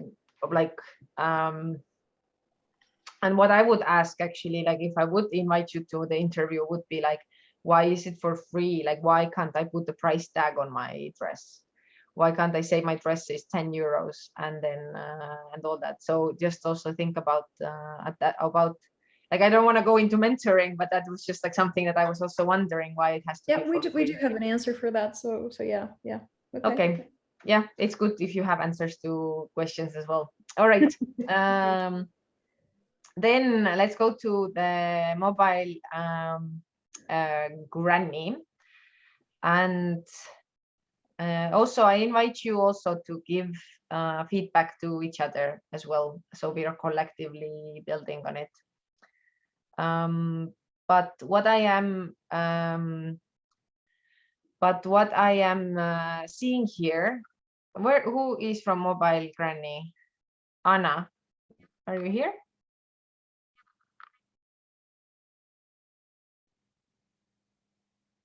Are you? Hi, Anna. Maybe. There's some... Is everybody hearing Anna like a robot? Yeah, I think it's a problem with the connection. Okay, but Anna, can you hear us fine?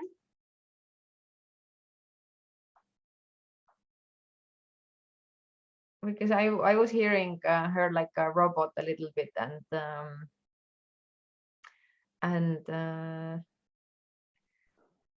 okay, Anna. Hello. Yes, hello. Can you hear me now? Yes. Yes. Can. Awesome. Okay. All right. So are you ready to get some feedback? Yeah, sure. It's just awesome. My internet is not really stable, so I can't turn on the camera. Okay, no problem.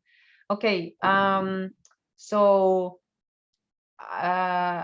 it's not clear, like I understand what the problem is that you're trying to solve, is that there are new parents and they don't know how to manage home and family chores and how to adjust to new roles.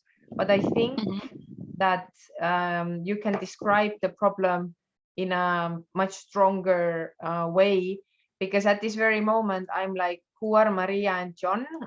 Who are they? I don't know any Marias or Johns. Who are you talking about? So I'm thinking also that here's an opportunity to maybe tell like a story that, you know, like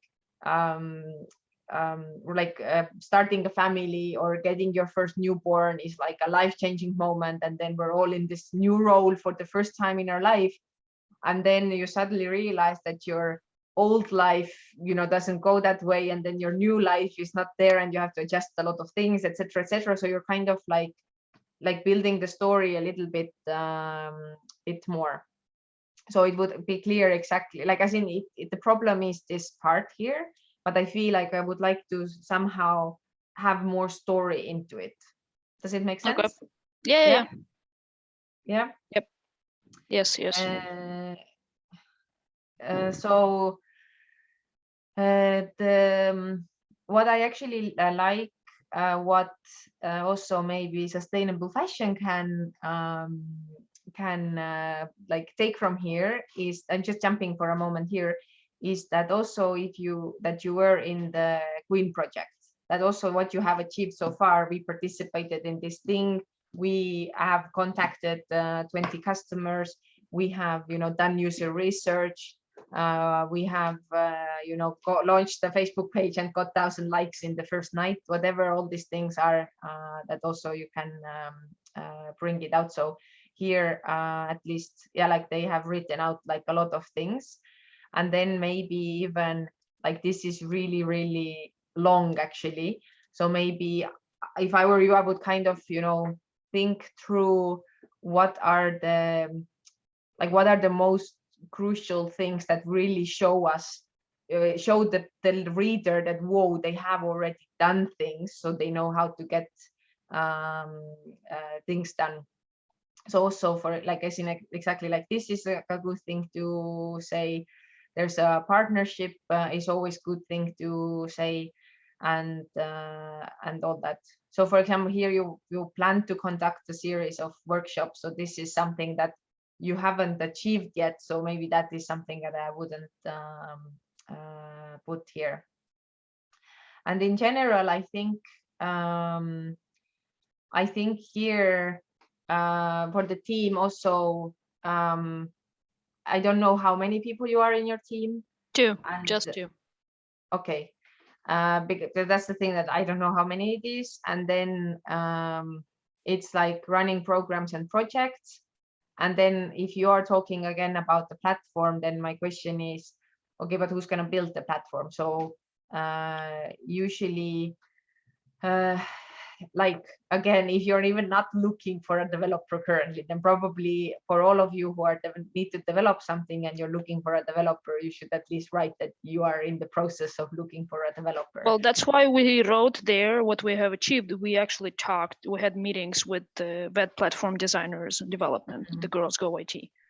So we had a meeting with them about the future of platform, or what to do, how to make it more. Okay, yeah, I understand. But that's also the thing that, like, having meetings is like, meeting is like a one thing, but then actually, you know, building or following up on a meeting is another thing. But yeah, like I got your idea. Yeah, I got your idea. Yeah, it's for sure important, because none of us are web designers or developers. So yeah. And then also I like that you have actually also brought out like a very concretely the business model with the pricing and the packaging. That's also really good. And also I think that your solution is explained pretty clear for now. Anybody else has anything to add for the feedback? Because also people, the more you read through other people's applications, the more you also realize what makes a good application and what should be improved as well. Any other thoughts? All right, then we go to the Montessori Turnul. Thank you, Anna. Thank you. Then we go to Turnul Montessori, and then we have here the furniture matter. So what I just going straight into it. I don't know why this is a problem. Like, I don't understand. You see, if you are not familiar with, who is from the Montessori team? I'm here. Okay, hi, Katerina. Hello. So, like, again, I know like one or two things about Montessori thing, but very vaguely. So I don't know what is the difference of a regular furniture and Montessori furniture, and why it's a problem that there's no special shop. Where are the people getting currently the furniture from, and how many people there are who are looking for it? So so I think here it could be, maybe you need to explain more of the importance of proper baby furniture, and then how Montessori furniture is the better than regular one. The better one, and then how it's a problem that we don't have it here in Moldova and that we need it here in Moldova. Okay.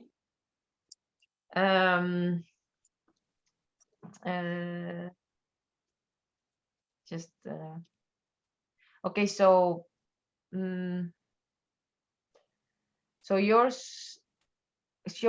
solution is to make locally Montessori learning towers. Yeah.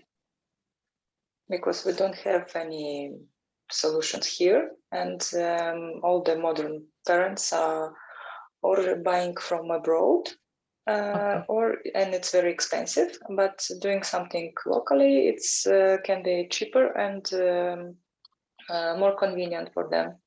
And second thing, that's I'm encouraging the local producers to make something. But these learning towers, it's some sort of like a Montessori terminology. No, it's like it's known like a Montessori tower, but it's a big high stool or chair that you can make by yourself, but you need to have some abilities and tools for that.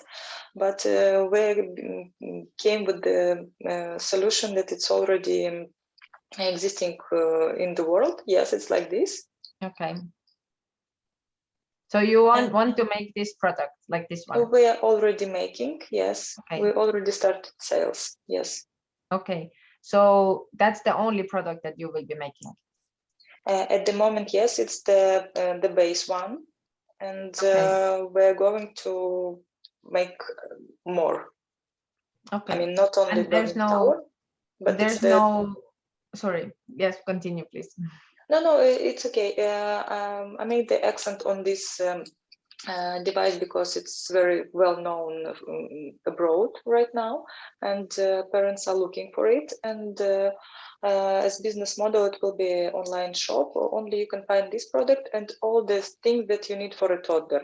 For example, if you cook with toddler using this learning tower, you need to take some kitchen accessories, for example, to make with the kid some food, or some other things that are very toddler friendly, because in our houses we are used to say no to child to make something by himself because it's dangerous, it's not safe, it's, I don't know, for him.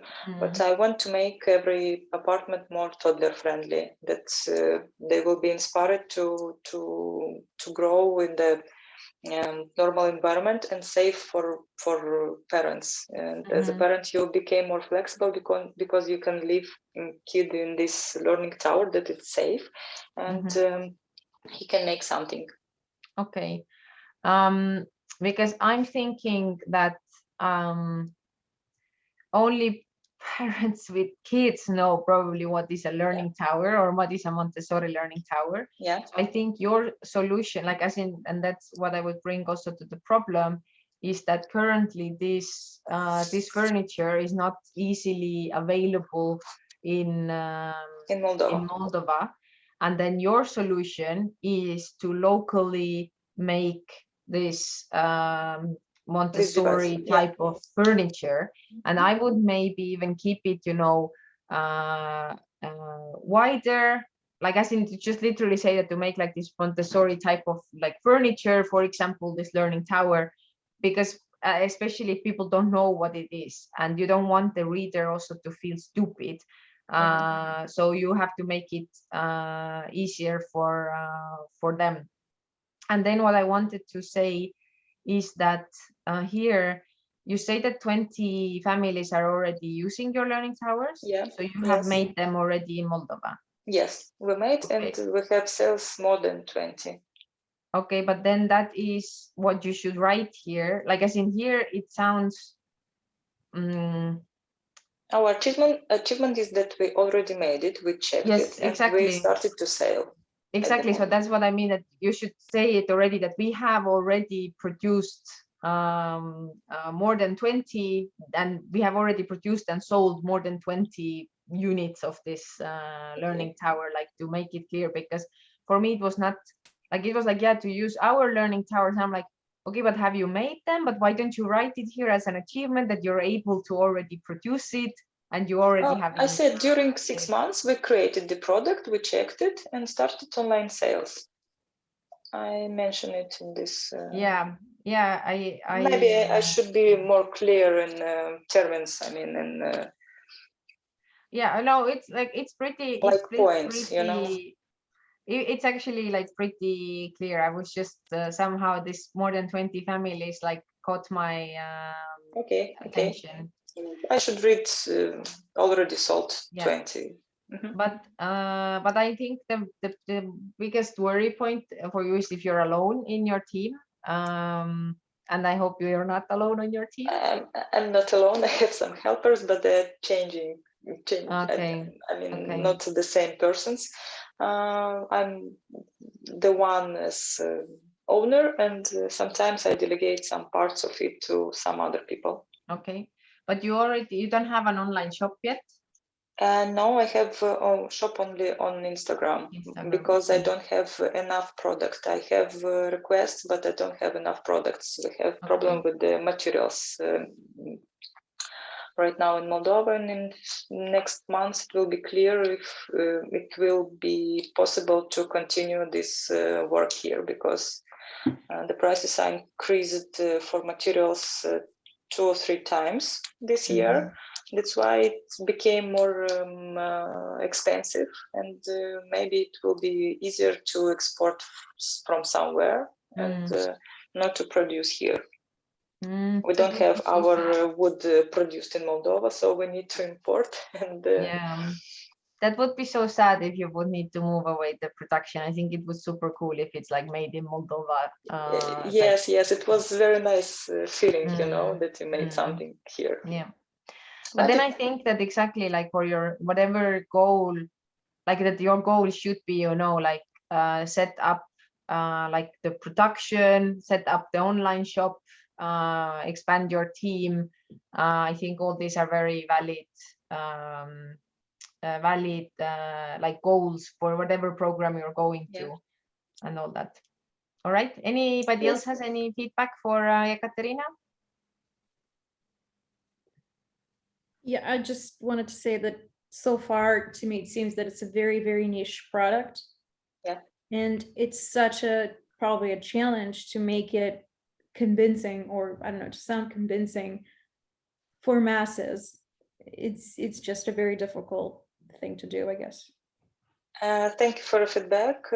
That's why I started this, because it was challenging for me to find something for me. And I understood, I made research in special parenting groups on Facebook and asked other people and received a lot of questions. I want also to buy it. And so after that I received more than 20, 50 yes, where I can find it. I decided to make it here. It was not first idea of production, after that trying to sell this product, but I saw the problem and the market is ready to buy this one. So yes, it's very niche, so it will be targeted correctly. But also I have an advice or question to you, Julia, about your presentation. In reading your list, I didn't understand where for what country is available your platform. It's for Moldova, it's for Europe, or it's for UK, because you mentioned that your Zarida is in London. So I didn't understand location and logistics somehow. Yeah, I see. I understand. Yeah, it wasn't in the text. To give you a quick answer, right now it's only available in Chisinau. Okay. And it's limited only to a city, which we talked about previously, but it wasn't in this text. So you're right that you didn't understand. Yeah. Thank you. All right. So thank you, Ekaterina. Super cool thing that you're doing. Now I'm also feeling smarter to know about this thing. So let's Thank move you very on much to for your feedback. Let's move on to label, origin, and taste. So that is Diana. Yes, I'm here. Hi, Diana. Nice to see you.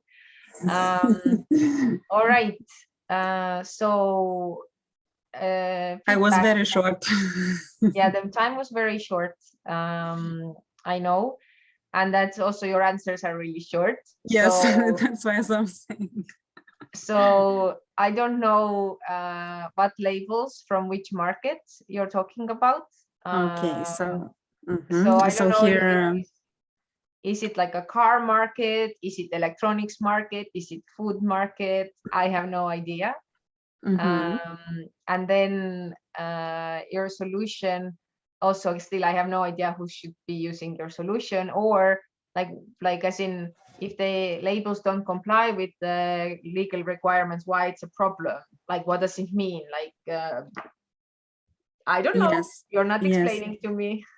Yes, I didn't know we'll discuss like this, so I thought it's for myself some thoughts. Okay, so for the first question, I made a research on Moldovan market about the food products. It's true, mostly on food products, and I've seen that the labels of these products does not correspond to the current legal requirements.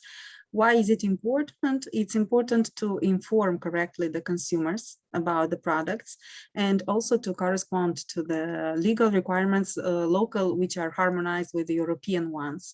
Also it's important for the producer to be sure that they have the right information on the label, and also not to get penalties from the control authorities because they do not respect the legal requirements. This is kind of mandatory.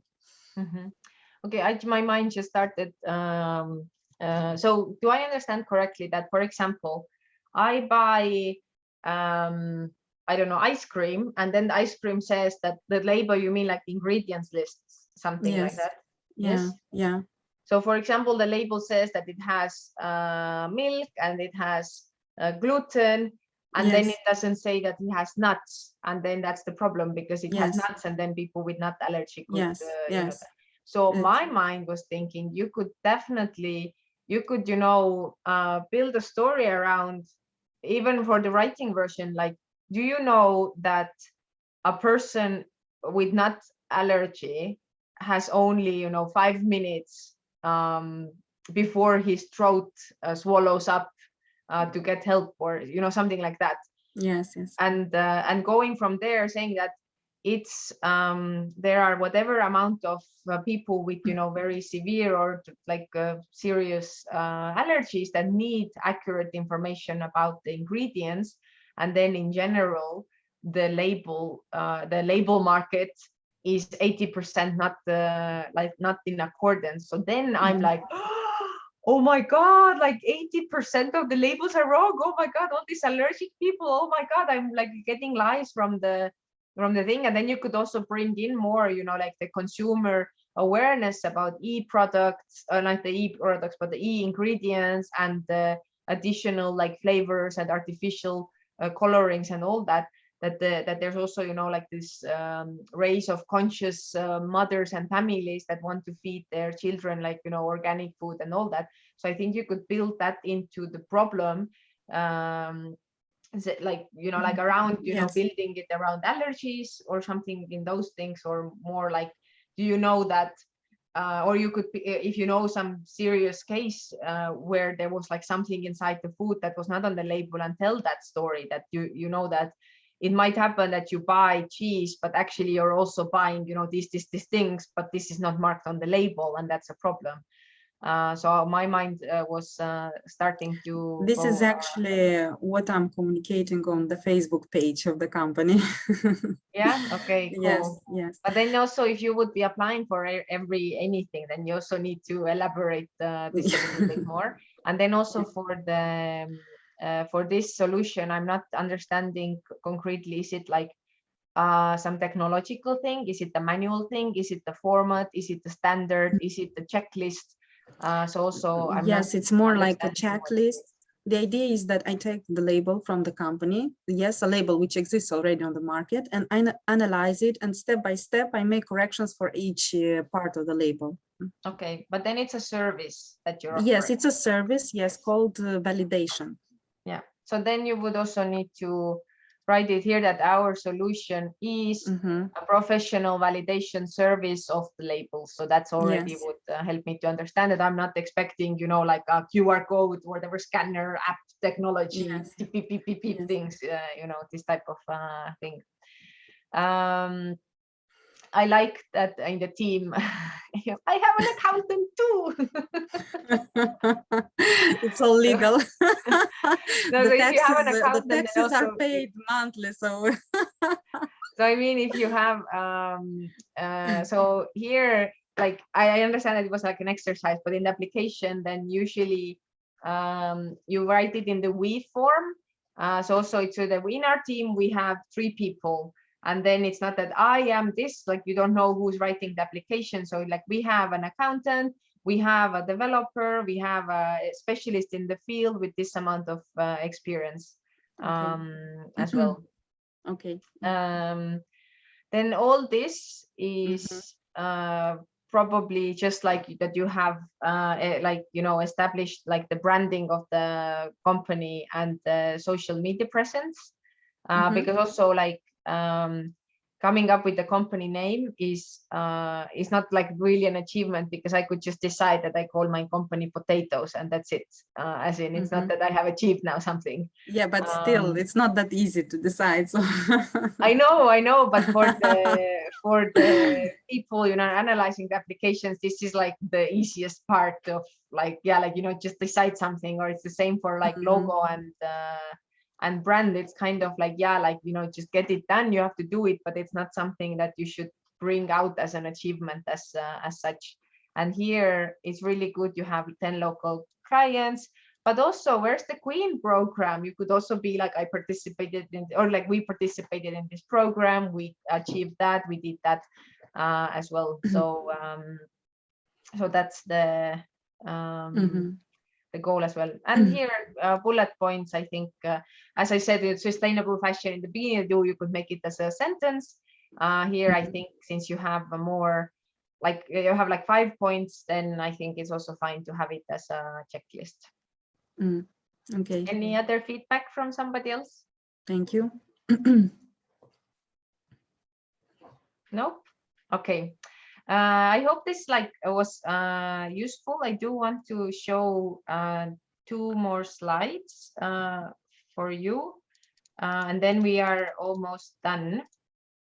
I have I have this thing to tell you that if we are getting into a moment that you submit your application and then it is interesting, then usually after that there is kind of like a, I don't know, like if entry interview is the right term, but they want to get to know you. They want to meet you in person, and there's going to be an interview.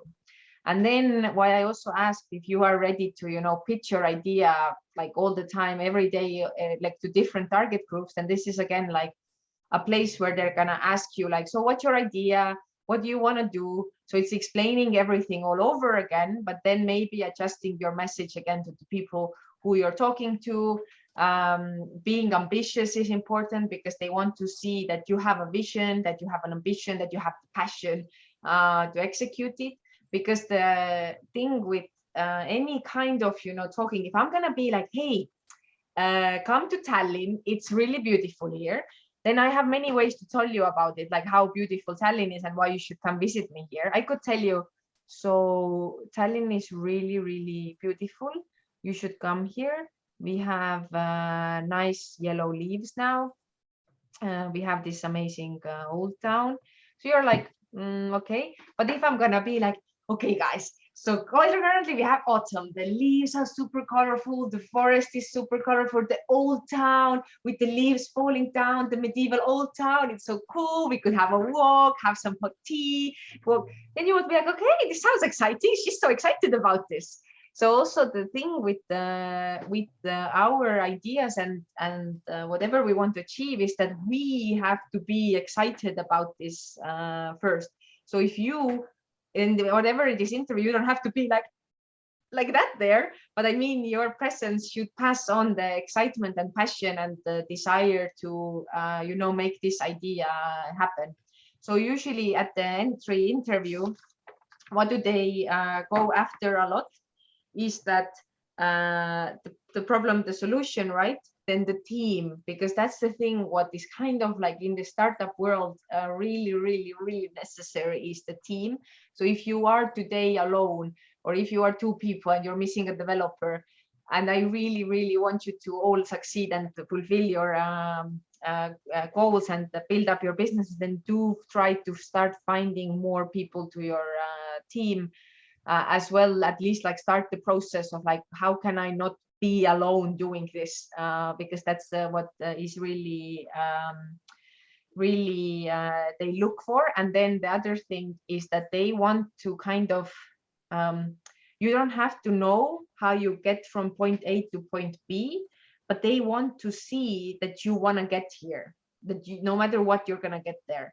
Whatever happens between, it can be like whatever way, but they want to get this vibe from you that no matter what, I'm gonna get there with or without you. Like you're gonna let me into this accelerator, sure, let's go together.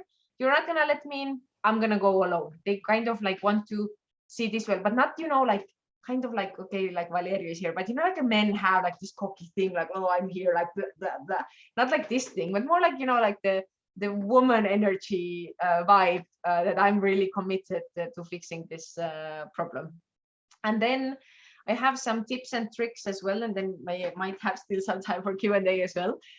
So either in the application process, so as I said, it's about your passion, vision, commitment, and confidence. Also knowing that, okay, I'm the right person to to execute this idea, and this is the right time to execute this idea, and you should support it.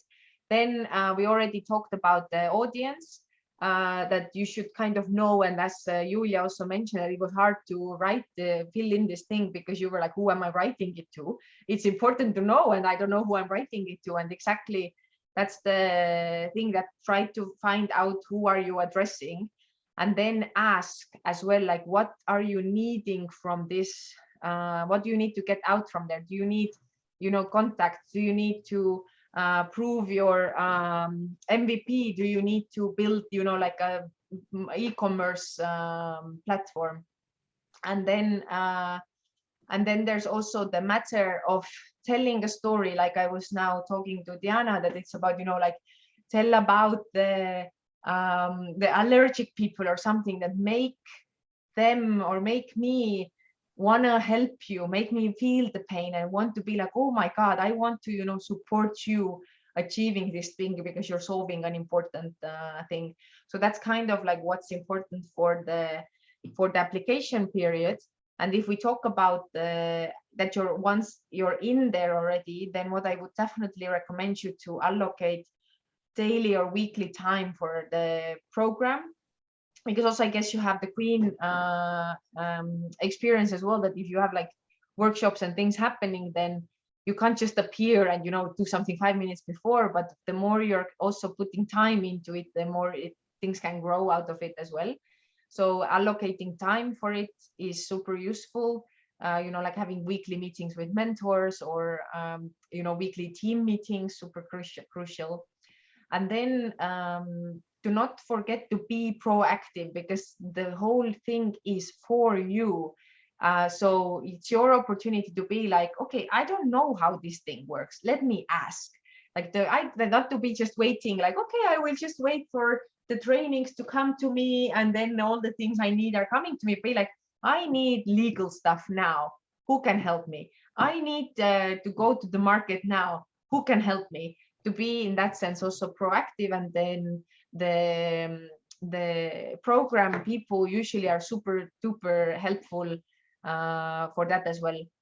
And then eventually, if you are in the any program, and then you're like, oh, it's so hard, they're demanding so much, I don't want to do it, then remember also that this is actually for you, that you chose to be there, and everything what you're experiencing is like helping you grow, that all those people want you to succeed as well. So maybe that's also giving a little bit of strength.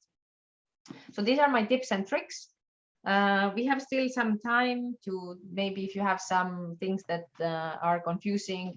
I didn't really manage to talk about the investment side, but I think that for the investment part as well, what is important is that the investor believes in your idea, because you believe in your idea, and you have a clear milestone, or like a roadmap, clear business case that they would be willing to invest in it. Because the point with investors is that they want to get it back. They want to get back the money like 10 times what they invested. So there has to be like a strong business case to start with. But something to ask or clarify or give feedback to me, that it was like a well spent time, badly spent time. Yeah, if I may start, I don't have any specific questions. I think everything that you've said was clear and interesting, and it was definitely a well spent time. Yeah, it was really great. Thanks. And I'm sure we'll have other questions after we process this information. But I enjoyed the exercise of actually writing an application rather than a pitch, because I've done it just in the middle of the program, the previous phase of the program. And now I'm trying to think whether I've done it right. I did get on the other program, but we've decided to delay so far because we're still with Civita, and we like it here. And yeah, but it's gonna be we'll see how this translates into a new round of maybe applications. Thank you very much. Okay, cool. Thank you. And thanks so much for the other guys, looking at the pitches of the other teams. That was also really helpful.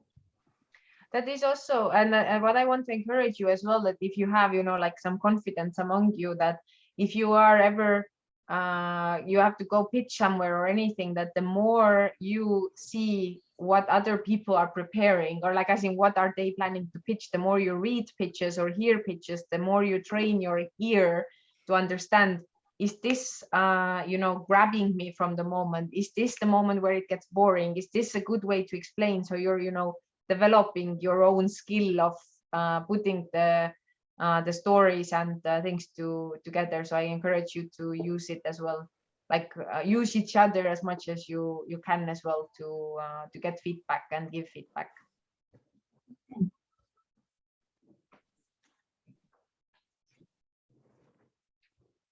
Anything else?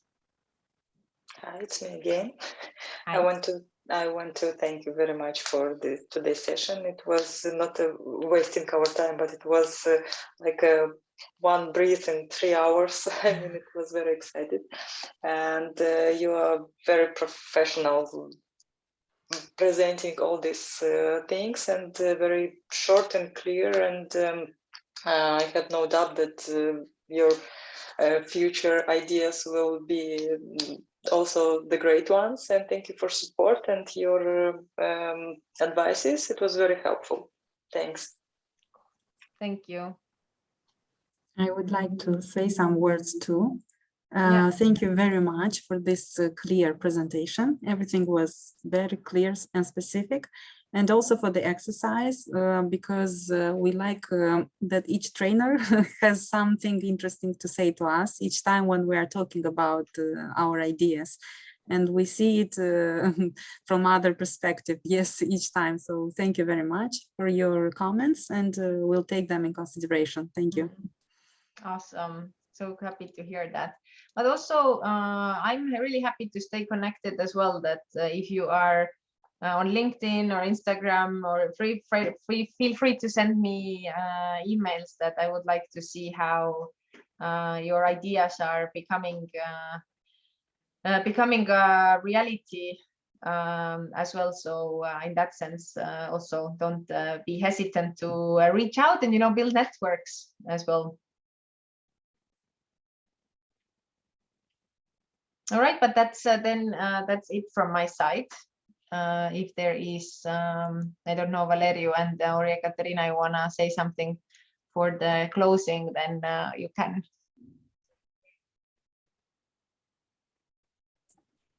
Yeah, we want to thank you very much, Mayri, for this nice training. Again, we're very grateful, and we hope that for the next session, which is an experience sharing session, we'll hear some more good examples of entrepreneurs that manage to build teams and work together on developing their ideas. So the next session will be also very interesting, and we hope that everybody will find the time to join. Yeah, that's it from my side.